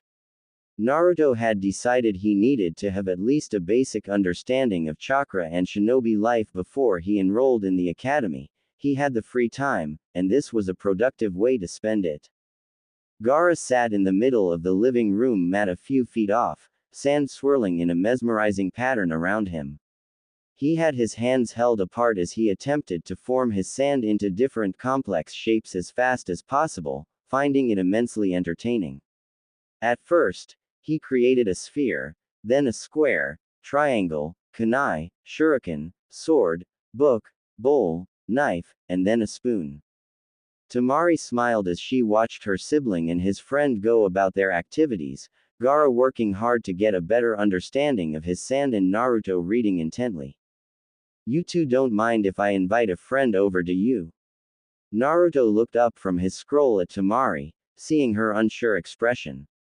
I'm fine with it, Naruto replied before returning to the scroll. Gaara stared at her oddly for a moment before a small smile came to his face. Sure, Tamari Oni-san, he said, before returning to shaping his sand into a castle bit by bit. Tamari smiled at the irony, Gaara making a sand castle. He'd have never even thought of something like that 4 months ago. Nodding, she made her exit, heading toward her friend's house to invite her over. A couple of hours passed as Naruto continued to read his scrolls. Gaara eventually moved outside and practiced throwing shuriken at the targets in the backyard. Naruto was distracted from his reading by the sound of the front doors opening. Laying down the scroll, he stood and moved through the halls. He was curious as to who Temari had brought into the mansion. Usually, no one beside him and Gaara's siblings were in the estate. Yes, Gaara's father was here, but they rarely saw him. Walking through the doorway into the entrance hall, Naruto spotted Temari talking to her friend who looked somewhat scared. It was a girl around their age with dark brown hair, almost black. Her hair was shoulder length, and she had hazel eyes. She was wearing a kimono similar to Temari's. Upon seeing him, the girl froze and stared at him, taking in his strange features. Naruto stood calmly, watching as Temari reassured the girl that he wasn't dangerous. Once she had calmed down, he spoke, "Hello, my name is Naruto, nice to meet you." He gave a small bow to the girl. Hi, my name is Chinami Koki, and nice to meet you." The girl replied, much calmer than she was before but still scared of the pale boy. Naruto nodded before walking in his normal almost royal gait across the hall toward the kitchen and disappearing in the doorway. "See, he's not that bad. Gaara is much better too," Temari said. Her friend shakily nodded. "He's much nicer than I thought he would be. Ka-san said he was a demon who wanted to kill everyone." She replied, "Stronger now. Told ya, they are wrong. Naruto-san is just misunderstood. He only defended himself against people who attacked him for being different." Temari said, "Come on, let's go play." "Hi." With that they both rushed up the stairs to Temari's room. With Naruto. "Oh hi Kankuro," Naruto said, seeing Kankuro eating some snacks at the kitchen table. "Hi Naruto, just came back for some lunch since Lady Chio gave me a break," Kankuro replied, stuffing some more food in his mouth. "You still going to wear that silly cat uniform?" "It's not a cat uniform." Naruto said, moving to the fridge and getting out some food to eat. Naruto sat down beside Kankuro and continued to tease the boy about his fashion choices for the rest of the time Kankuro was there. After Kankuro left, Naruto returned to his scrolls and continued reading, finding Gaara napping once again on the living room couch, the sand wrapped around him like a blanket. Naruto chuckled. Gaara loved sleeping like nothing else after not being able to sleep for so long. In fact, Gaara was usually violent if woken up before he wanted to. When Temari had tried it once, Gaara's sand had pushed her away, wanting to stay asleep longer. Naruto grinned as he remembered that day. They had an outing planned at the park, and it was time to go. Temari had asked for his help, and he'd slid a vine through the covers, slipping past Gaara's sand and tickling Gaara mercilessly until he woke up. Naruto chuckled. Leaning back on the couch, he picked up where he left off in the scroll. Chakra is created when two other forms of energy, known collectively as one's, stamina, are molded together. Namikaze Minato stood by the bedside of his wife, who was thrashing on the bed in the throes of giving birth. Minato squeezed her hand and placed his other against the clearly weakened seal on her stomach. Channeling chakra into the seal, he held it together for a while longer. They had been at this for 5 hours so far, and he was struggling to keep the Kyuubi sealed. They were in the Namikaze estate that was a ways off from Konoha, deeper into the land of fire. It was just him and his wife, Uzumaki Kushina, here in the building, which was a large 3-story compound, looking like a smaller feudal lord home. He had surrounded the building in many powerful seals to prevent those within the village of Konoha from feeling the evil chakra that was the Kyuubi's, as well as to keep people out. Minato was the Yondaime Hokage of the village hidden in the leaves. He had married his wife, Kushina, in secret to prevent her from being used as a way to get to him. The only people that knew were a couple of Kushina's friends, Minato's sensei Jiraiya and Sarutobi, the last Hokage. Minato had a sense of foreboding, and he offered a quick prayer to Kami in hopes nothing went wrong with the birth of his son. He focused more chakra into the seal, squeezing Kushina's hand in support. I'm going to kill you, Minato. I'll neuter you with a freaking spoon. Kushina screamed, nearly crushing her husband's hand. Minato's sweat dropped at his wife's yell, but he didn't respond. Instead, he stroked her hair as she continued to work to bring their son into the world. You are doing good, princess. Almost there, Minato reassured his wife. Ah! The fiery redhead screamed as she gave one final push. Minato released his wife's grasp, and used both hands to lift up their child. Minato held the frail infant gently as he grabbed a blanket and wrapped the surprisingly silent child in it. As Minato slowly rocked the small boy, he noticed the 6 whisker marks, 3 on each cheek. It must be from Kushina being the Kyuubi Jinchuriki, he mused. Please, give him here, Kushina rasped. Exhausted as she was, she still wanted to hold her child. Minato paused his thoughts and carefully handed their baby to his wife. He noticed that the infant had yet to open his eyes, which concerned him. His name will be Nakata, like we decided, Kushina said, much more firmly now that she cradled her child in her arms. The newly named Nakata cooed and snuggled closer to her, causing her to hold him tighter. Kushina and Minato took this time to observe their newborn child and smiled at their baby boy.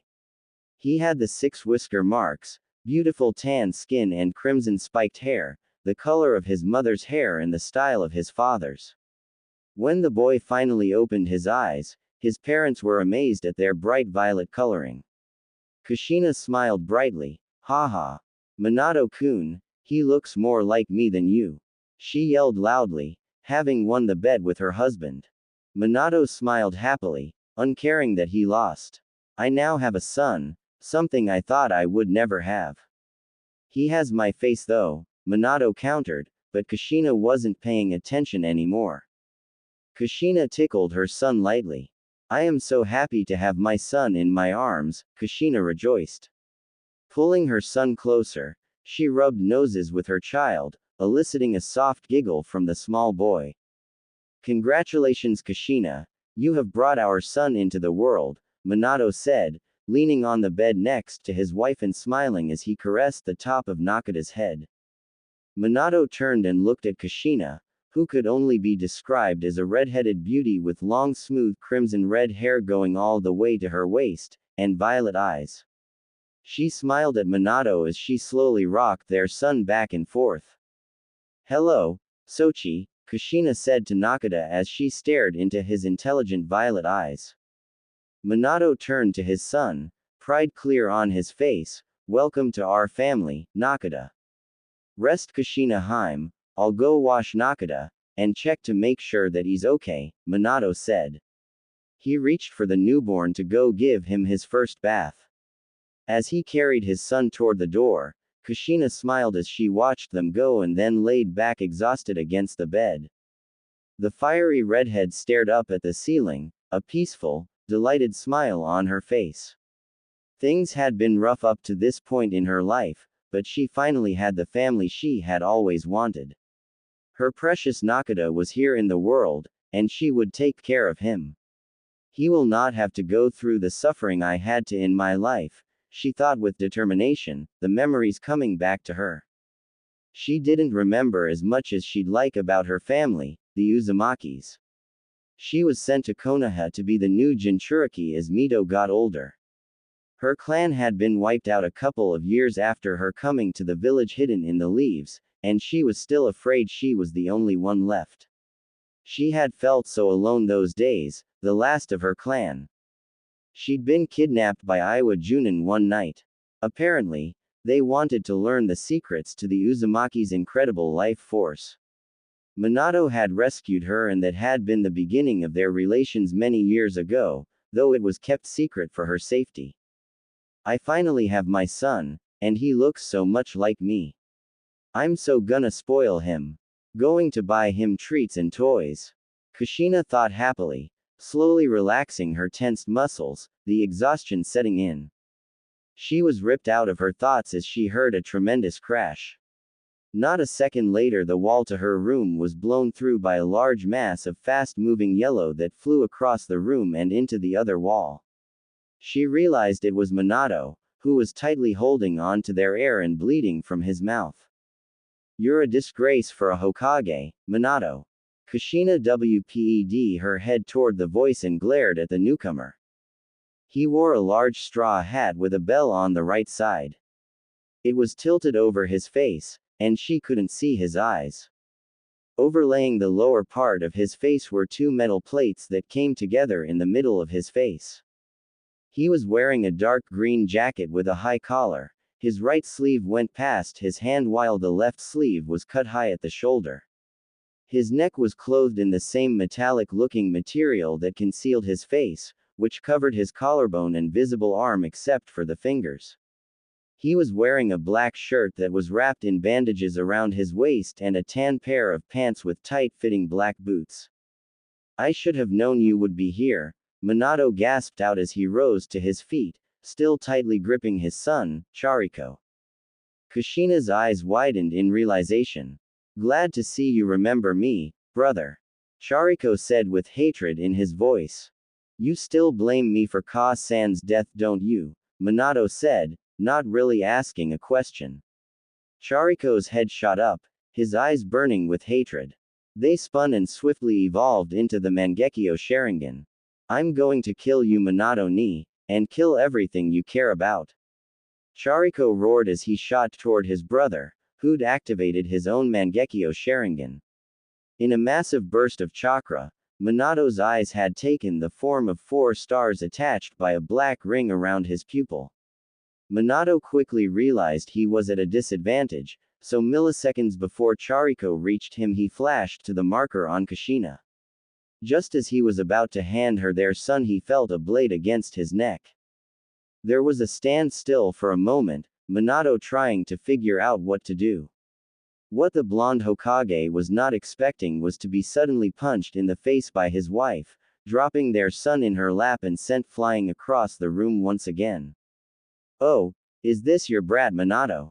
Chariko asked rhetorically as he grabbed up the silent child. Minato's head shot up, ignoring the pain and ringing as Chariko held his child roughly. He noticed that Kushina had a faraway look in her eyes and didn't seem to be processing anything around her. "Damn it, he put her under a Sharingan genjutsu, that's why she punched me. I need to get Nakata out of here," Minato thought desperately, but before he could do anything, his brother gained an evil look on his face. In a very swift movement, Chariko re-summoned his katana and sliced off Nakata's arm, who loosed a horrible heart-wrenching scream as he was roughly dropped back on the bed, blood spewing out of his shoulder and onto the bed and Kushina's legs. "How does it feel, Ni-san?"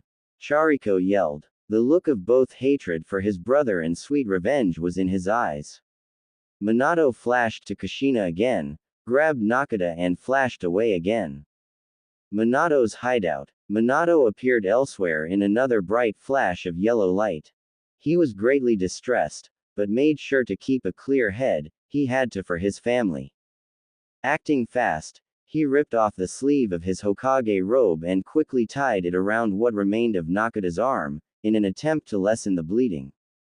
"I have to stop my brother, but I need to take care of Nakata first. Even if he kills Kushina, it's what she would want me to do," Minato thought grimly as he ran toward the supplies in his hideout. Nakata's screams tortured him. The sight of seeing his son in such pain was horrendous and he was continually fighting to keep his emotions under control. Minato grabbed medical supplies from a nearby cabinet, quickly opened a bandage and wrapped it around Nakata's arm. He then forced a blood pill down Nakata's throat to help with the blood loss. Using what basic healing jutsu he knew, he tried to lessen the bleeding. With Kushina, Chariko turned to Kushina, releasing her from his genjutsu. He wanted to see the pain and suffering in her eyes, to savor it. She gasped as reality set back in. Realizing she had been put under by the man in front of her, she attempted to form a chain. It flew toward the man, but he merely sidestepped it. "Nice try," he said smugly. Grabbing her face, He stared into her violet anger-filled eyes. The next moment they were both inside her mindscape. Quite impressive that you were suppressing the QB and giving birth at the same time, Chariko said with respect as he watched the mental avatar of Kushina on the ground sweating as hundreds of chains from her back kept the QB pinned to the large platform he was on. But, I have need of the fox, he said. Locking eyes with the giant fox who was growling at him, he put it under a genjutsu. The QB's eyes changed to a different shade of red and gained 3 tomo. No, you can't do this. Why would you do this to your brother? Kushina yelled as she panted, trying to hold down the Biju, who was trying harder to escape than before. My mother was all that mattered to me. Minato didn't do his duty and defend her. He deserves to suffer, Chariko said emotionlessly. The next moment they were both back in the room. Chariko had his hand on Kushina's stomach, his hand glowing with chakra as he slowly started pulling out the demon fox. Ah! Kushina screamed as she slammed down into the bed, unable to control herself. She felt like every cell in her body was dying. Chariko smirked. In one great effort, he fully pulled the Biju out and threw the mass of chakra across the room. As soon as the red bubbling chakra left his hand, it started expanding rapidly, blowing through the walls of the house and sending the roof flying. A couple seconds later the QB stood in what remained of the left side of the house. It merely stood there waiting for orders from Chariko. Chariko smirked as he walked out of the rubble, the ribcage of a blackish-blue Susanoo forming around him. Let's burn down everything Minato holds dear, shall we? Chariko said to himself as he leapt atop the remains of Minato's home. With a silent order, the QB let loose a massive roar and shot through the forest, bowling over trees as it went toward the village. I will have my revenge. Chariko yelled, his Susanoo forming into the full skeleton. A moment later he raised the fist of the Susanoo and punched the roof of the building below him, collapsing it all and destroying what remained of his brother's home before launching off after the QB. With Minato. Minato appeared above the collapsed house rubble in a bright yellow flash. Quickly taking in his surroundings, he realized that his house had been crushed. He had teleported to his wife's seal, so that meant she was under him. Kushina. Minato yelled frantically. Empowering his limbs with chakra, he lifted a large piece of a wall and chucked it dozens of feet away. He pushed another large block of rubble and could see red hair peeking out through the rocks. Activating his Sharingan, he was able to see her chakra network through the stones, though it was painfully weak. Rage filled his eyes, and he created his signature jutsu in one hand. Rasengan. Minato roared as he struck the rubble holding his wife down and sent it flying through the air out into the trees. There lay Kushina, one arm crushed, bleeding and impaled in multiple places, but thankfully still alive even after all she had been through. Minato fell to his knees as he cleared the last of the rubble and slowly pulled his wife away from the crushed building. Kushina Haim, speak to me. Please, please talk to me. Minato nearly shouted. He was trying so hard to keep a level head, everything was falling apart around him. Minato, cough, he stole the QB, he's cough using it to attack, village, Kushina said weakly, as she stared up at her husband through half-opened eyes. Minato, you have to stop the fox, take care of our son, okay? She said as firmly as she could as Minato held her hand to his face and caressed her hair.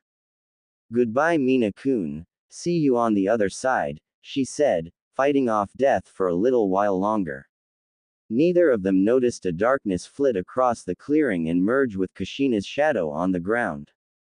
I will, Kushina, I will take care of him, I promise, Minato said, tears pouring out of his eyes. Go, my love, save the village, she said with a small smile. Minato was forced to watch the light leave her eyes, to feel her go limp in his arms. No, Minato roared in anguish to the sky, his eyes evolving to his Mangekyo Sharingan. His chakra flared violently around him as his eyes started bleeding and gained a dangerous look.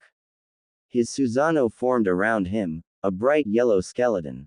Minato fought against his own emotions. It wouldn't do to go full Susanoo on the Kyuubi and damage the village. At the moment though, he was having a hard time caring about whether or not the world knew he had a Sharingan. He dispelled the Susanoo and picked up his dead wife. In a bright flash of yellow light, he disappeared and reappeared in his hideout. Nakata lay in a corner on a bed, still crying from the pain of missing an arm. Minato grimaced and lay his wife down on the bed next to his boy. As he checked the bandages, he missed noticing the shadow leaving Kushina's body and merging with Nakata's. Minato carefully took off the bandages and was relieved to see that the bleeding had somewhat stopped. Apparently, Nakata had inherited his mother's accelerated healing rate. Minato grimaced as he realized what he would have to do. The Kyuubi would have to be sealed, which could only be done after he beat his brother. He'd have to seal him inside Nakata with the Reaper Death Seal. I'm so sorry Nakata, I don't know what to do.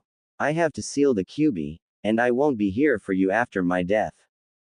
The ground rumbled as another building in the village was destroyed by the Kyuubi. Minato winced. Ag, I don't have a choice. I have to do this. You will regain your arm from this Nakata. I'm so sorry, I hope you and Kushina can forgive me, Minato said in anger, pain, and grief at the situation he was in. Nakata looked directly up at him, his violet eyes already containing pain within them. Minato sighed heavily, and moving around he began preparing for his battle. He had to win. If he were going to accomplish one thing before he died, it would be to win this battle with his brother so he could seal the Kyuubi. I don't have time to prepare things for Nakata, every moment I wait more people die. Screaming expletives, Minato punched a literal hole through the wall of his hideout, his emotions threatening to break out again. Who's there? North entrance of Konoha a few moments before. It was a warm, calm summer night in the hidden village of the Leaf. Lights were seen all around the village as the people went about their lives unaware of what was about to happen. The Kyuubi plowed through the forest, ready to unleash its fury upon the unsuspecting village. A moment later it reached the walls and rammed into them. They stood the first assault, barely. The huge beast roared powerfully before headbutting the walls again and breaking through, starting its destruction of the village. Swinging its tails and using its paws, the Kyuubi laid havoc to the nearest buildings, rapidly moving through the town. An eye for an eye is never enough. Never, never, never, Chariko said to himself as he alighted on the walls, watching the Biju charge into the village, destroying everything in its path. Sarutobi, Sandaime-sama, the Kyuubi has appeared in the north part of the village, and Anbu said as he bowed to the Sandaime Hokage. Yes, I heard it. Summon the forces and evacuate the civilians. We must push it out of the village and wait for the fourth. The retired Hokage said resolutely, strapping on another piece of his armor. Where on earth did the Biju come from? Minato Namikaze appeared on the top of the Hokage monument, having finished his preparations to fight the Kyuubi. Looking around, he quickly spotted the colossal rampaging fox. Minato suddenly sensed danger close by and quickly ducked and spun about in an attempt to kick out the feet of the person he knew was his brother.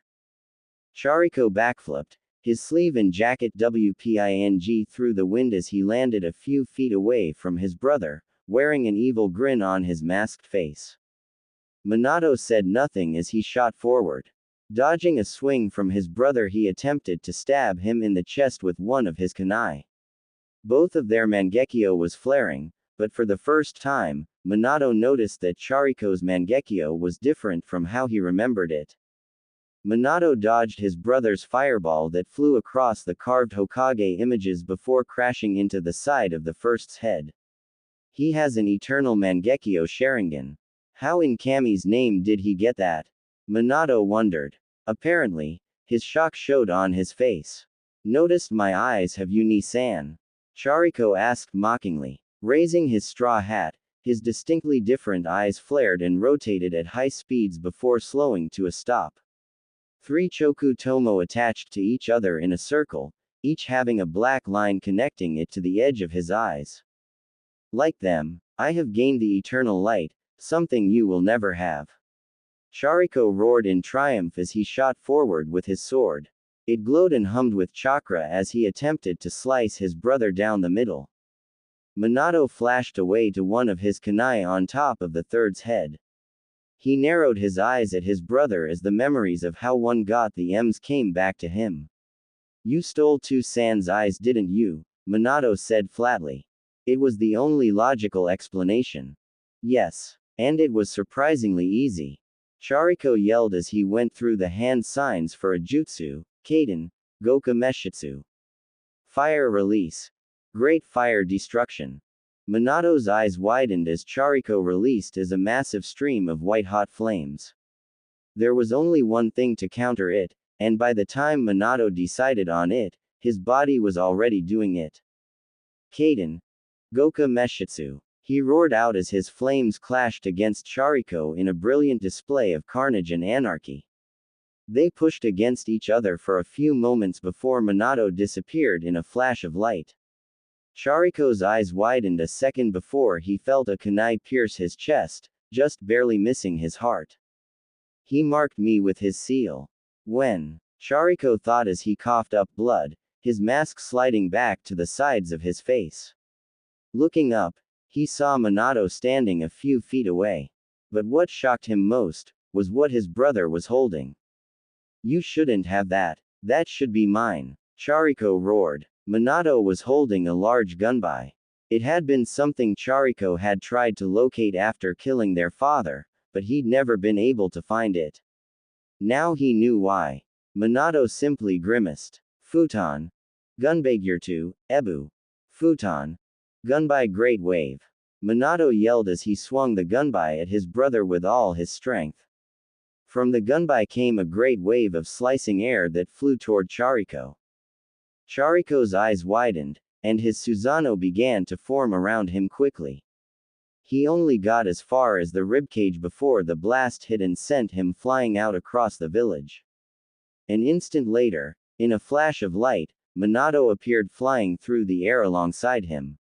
Chariko's eyes darted to his brother, but before he could react they both disappeared in another flash of brilliant yellow light.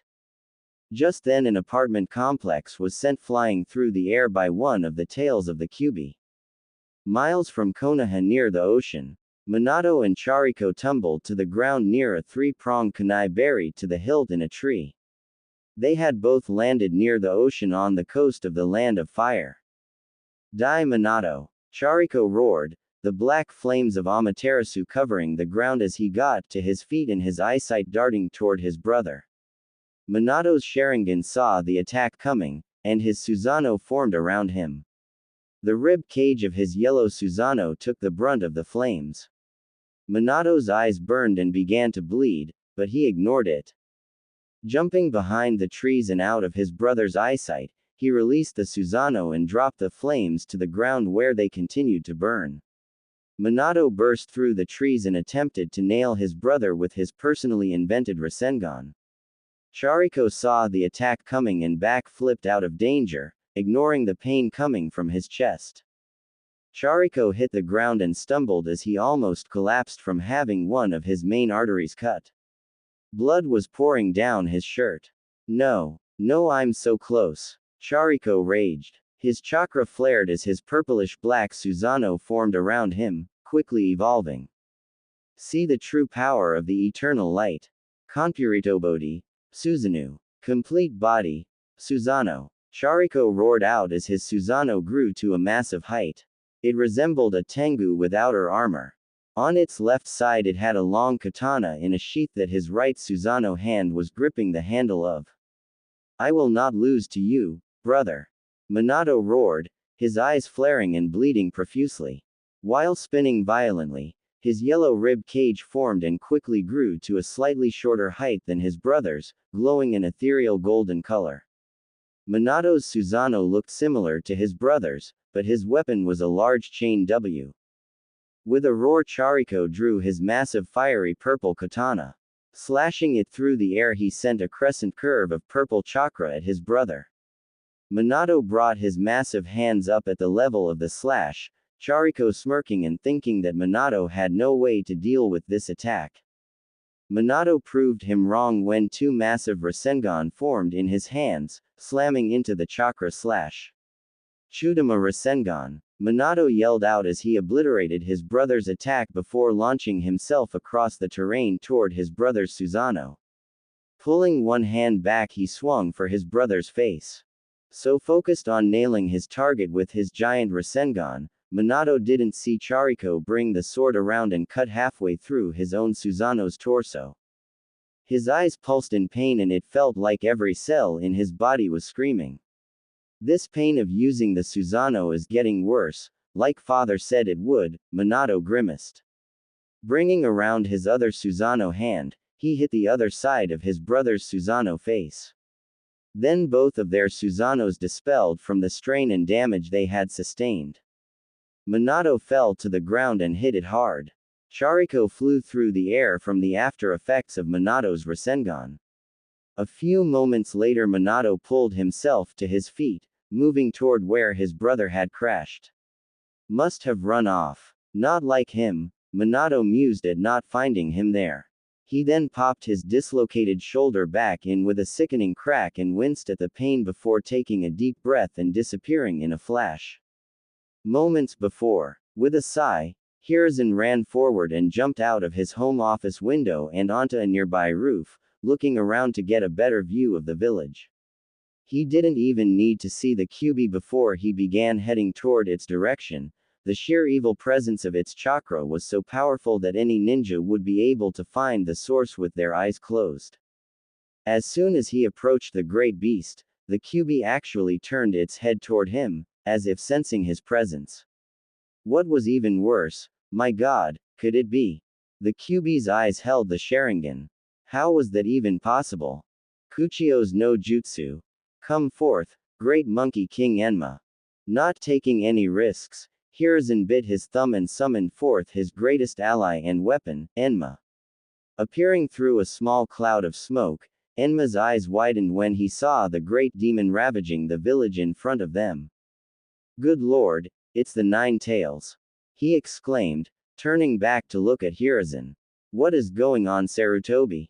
The Kyuubi has appeared within the village, and it looks like the beast somehow has a Kekkei Genkai. Hiruzen quickly explained, pointing back to the giant fox. Look, the Kyuubi has the Sharingan. Sure enough, with a closer look, Enma was able to spot the three Tomo eyes of the beast. I think the Kyuubi might be being controlled, Sarutobi. Biju cannot have Kekkei Genkai, Enma said as he winced from the crash of a flying building hitting the ground. Let's not waste any time, Enma.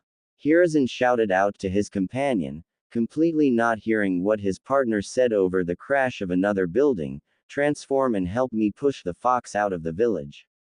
Right. Here I go, Sarutobi. In another blast of smoke, Enma transformed into the famed black diamond staff and flew towards Hiruzen, who caught it out of the air and spun it around to face the Nine Tails. Here we go, he shouted while pushing his chakra into the staff. Instantly, the staff expanded outwards at an incredible rate, shooting forth hundreds of yards in a second, all while growing as it went. By the time it reached the Kyuubi, the end of the staff was bigger than a house. It slammed into the beast with so much force that it actually managed to push it back, sending it flying backward and outside of the village's perimeter. A massive cheer arose from the shinobi who had been in the area to see this incredible feat. Seconds later, Shikaku, the head ninja under the fourth Hokage, landed next to Hiruzen. All around them, Jonin and Anbu ninja sped toward the Kyuubi. Lord Third, Shikaku called out, I've briefed the high-level ninja. They're to keep fighting the Kyuubi and keep it out of the village now, but the fourth Hokage is nowhere to be found. Present. Kuchio's no jutsu. Minato yelled as he dropped on top of the Kyuubi with his summon Gamabunta, and pinning the Kyuubi onto the ground. The ninja surrounding the Kyuubi let up a cheer and Sarutobi sighed in relief. Try to hold him down as long as you can. Teleporting something this big requires preparation, Minato said, rapidly going through hand seals. Are you crazy? I am not a miracle worker. Hurry! Gamabunta shouted in response. The giant toad kicked back one of the flailing tails the Kyuubi had been attempting to whack him off with. Suddenly both Minato and Kyuubi disappeared in a massive, bright blinding light that made all the surrounding ninja cover their eyes. Gamabunta dispelled a moment later. Large clearing outside Namikaze estate. Minato and the Kyuubi appeared outside the remains of his home. Not far away lay Nakata, wrapped in a cloth as he rested on a pedestal. Standing next to him was a man with pale white skin and straight red hair that covered the right side of his face, obscuring his eye. His only visible eye was a shocking violet color. He wore a black cloak with red clouds and a high collar, covering the rest of his body. The man observed the Kyuubi then turned to Minato. Everything is prepared for the sealing Hokage-sama. Konan-chan is taking your message to the third. Minato nodded. Thank you Nagato. I don't think I would be able to do this otherwise. Minato suddenly collapsed on the ground in pain, his eyes bleeding. As a result, he lost control of the Kyuubi, who shook its massive head as the Sharingan in its eyes faded. The Kyuubi looked around in confusion before resting its slitted eyes on Minato. Anger filled its eyes before the Kyuubi's claw streaked toward the blonde-haired man. Minato smirked. Going to die anyway, who cares how blind I am? With that thought his Susanoo formed in a burst of yellow light, and grabbing the giant fox's paw, he threw the Kyuubi off balance, causing it to crash to the ground. Minato attempted to grab the fox's face to take back control of him with his Sharingan, but instead, his Susanoo faded away, exhaustion setting in. The Kyuubi noticed his moment of weakness and swung a tail around, intending to flatten the blonde man. His tail suddenly stopped in midair, as purple chakra chains suddenly grabbed it. The next moment even more chains burst out of the ground and wrapped themselves around the Kyuubi, binding him to the terrain with ease. The fox beast growled and tried to stand but was unable. Thank you, Nagato. Again, Minato said, attempting to stand. Unable to do so, he found himself caught by a man with orange hair. The man smiled at him kindly. Come Hokage-sama, let's finish this, Minato nodded and with the orange-haired man's help, limped over to the pedestal. Start the sealing, and I will direct the creation of the seal. We will also deliver the key to your sensei afterward, Nagato said, sitting down cross-legged by the seal. Fuinjutsu. Shiki Fujin. Sealing Jutsu. Reaper Death Seal. Minato strained out, having finished the seals and dropping down next to the pedestal. The spectral image of the Shinigami appeared behind him, and he directed the arm of the death god to pull the restrained, but struggling, Kyuubi into Nakata. Pain coursed through his body, and he almost fell over, but was supported by the orange-haired man. Nagato's hands glowed blue as he held them over Nakata, his one visible eye staring at the slowly forming seal on Nakata's stomach. As Minato strained against the pain, he suddenly felt a warmth from his back. Looking behind him, he saw the man who had introduced himself as Yahiko holding a glowing green palm to his back. Nodding in thanks, Minato returned to his task of pulling the Kyuubi into his son. Flashback. Who's there? Minato yelled. Turning around with a Rasengan formed in his hands, he glared at the three shadowy figures in the darkness of his hideout. We mean you no harm, Yondaime, one said, sounding distinctly feminine. The middle one stepped out of the darkness, his features becoming visible. He had red hair and one visible purple eye, the other covered by his hair. The other two stepped out, and Minato noticed they all wore the same cloak, black with red clouds and high collars. Who are you and what do you want? Minato moved slowly between them and his wife's body and son. My name is Nagato, I am one of the students of your father. Minato's eyes widened majorly, staring at Nagato in shock. After your father took you to Konoha, he traveled the nations. He eventually ran into my friends and me when we were but weak war-suffering orphans from the war in the land of rain. At this, the man with spiky orange hair spoke up. Your father found us, trained us, and took care of us. He helped us to bring peace to our land, and with your father's help, we were able to defeat the tyrant that was Amegakur's ruler, Hanzo of the Salamanders. The purple-haired woman with a paper flower in her hair spoke up next. But your father was getting older, and no longer in his prime. The battle with Hanzo, even with our help, took much out of him. That is when your brother struck. He attacked your father out of the dark and stole his eyes before killing him. We were entirely unable to stop him. She trailed off, the sadness and regret clear in her voice. All three of their faces showed their pain at losing their sensei. But, Madara told us about you, and how you had become strong in Konoha. We kept tabs on you over the years as I eventually became the leader of Amegakur. In fact, we were on our way here to introduce ourselves to you when we sensed the Kyuubi. Your father gave us a way to track you, and thus we found your hideout here. Nagato explained, his one visible eye looking past Minato at his bandaged son. We wish to help you seal the Biju. I am extremely proficient in the sealing arts and can be of help. Konan here is very talented in a range of paper-style jutsu, and Yahiko is talented mostly in water-style jutsu, Nagato said, returning his gaze to the visibly relaxed Minato. You're an Uzumaki, aren't you, Nagato? Minato asked, surprising the red-headed man. He nodded. But I didn't know about my heritage until recently. Minato smiled. Which means you are related to my son, my wife. Minato suddenly trailed off, but Konan understood and changed the subject. Hokage-sama, do you have a way to seal the Biju? Presumably into your son. Minato nodded in response. I plan to use the Reaper Death Seal. Nagato nodded in understanding. If you wish, we can deliver a message to the third so that he understands what happened.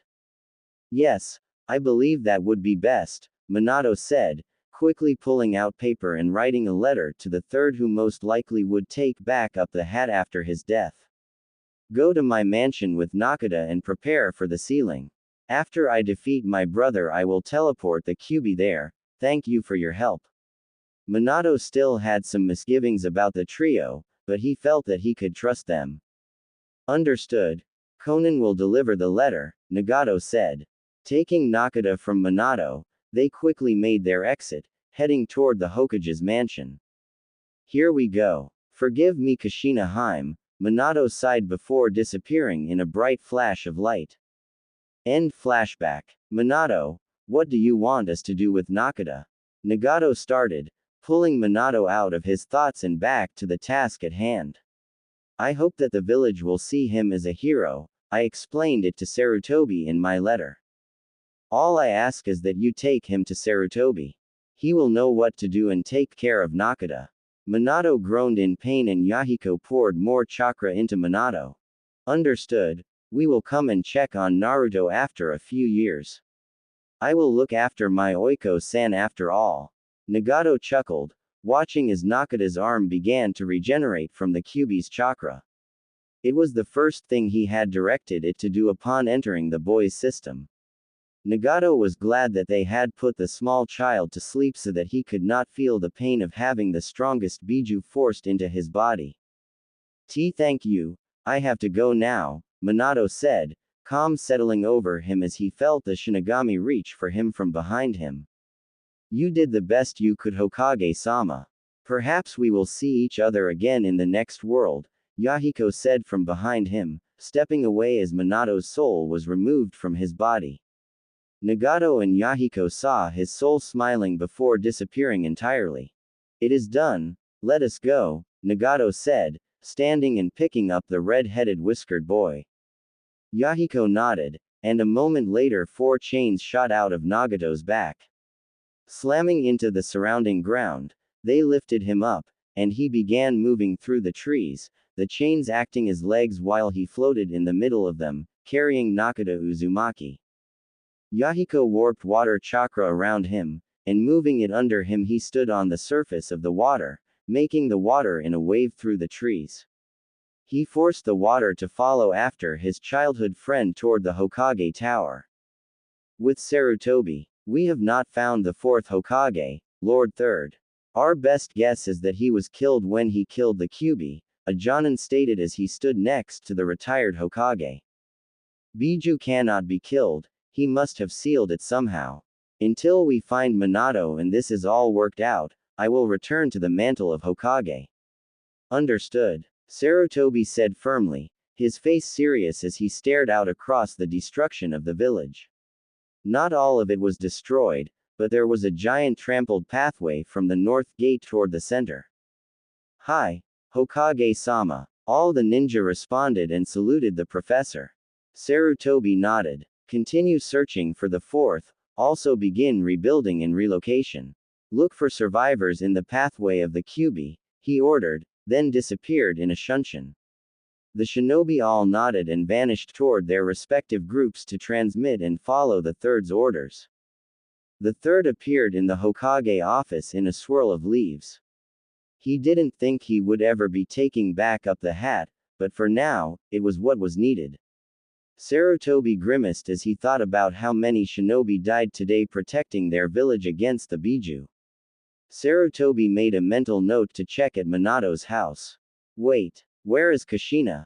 Sarutobi's mind clicked into place, the direction of destruction, Kushina being the container, pregnant, oh no, no no no.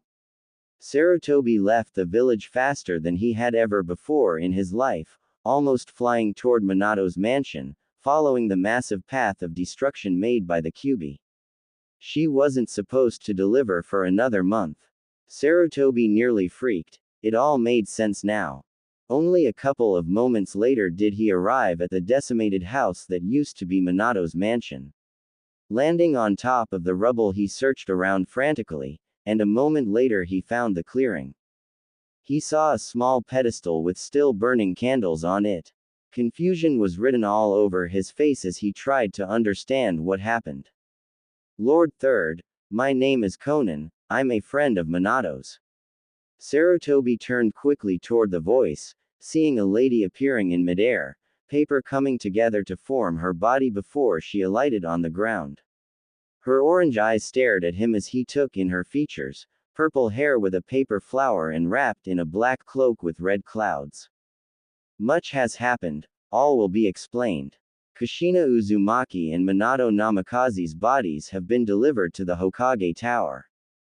Sarutobi sighed deeply, they are both dead then. Conan picked up on his thoughts. Minato wrote you a letter before his death, which is also at the Hokage tower. We arrived there just after you left, Conan explained. Sarutobi nodded and disappeared in a leaf shunshin toward his tower. Conan faded into paper and fluttered away. A few moments later Sarutobi appeared within his office, the room different from how he had left it. On the two couches laid the bodies of Kushina and Minato. Kushina looked in terrible shape, and Sarutobi could easily tell that both were no more. Sarutobi was suddenly turned toward his desk at the sound of a baby crying.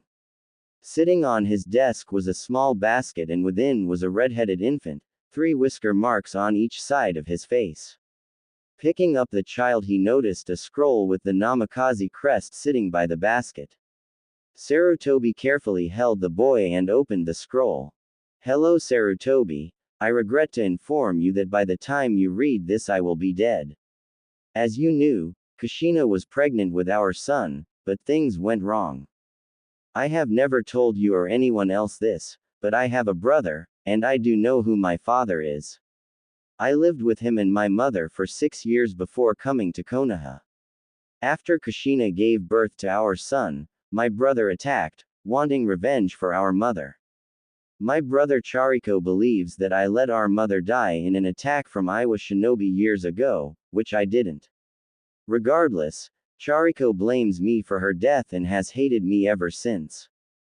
My brother cut off Nakata's arm, and as I was trying to stop the bleeding, he pulled the Kyuubi out of Kushina. Now I know this isn't usually possible. You see, our father was Madara Uchiha, and both my brother Chariko and I possess the Sharingan. At this, Sarutobi nearly dropped the scroll and baby Nakata in shock. Getting control of himself, he set the baby boy back into the basket and continued reading.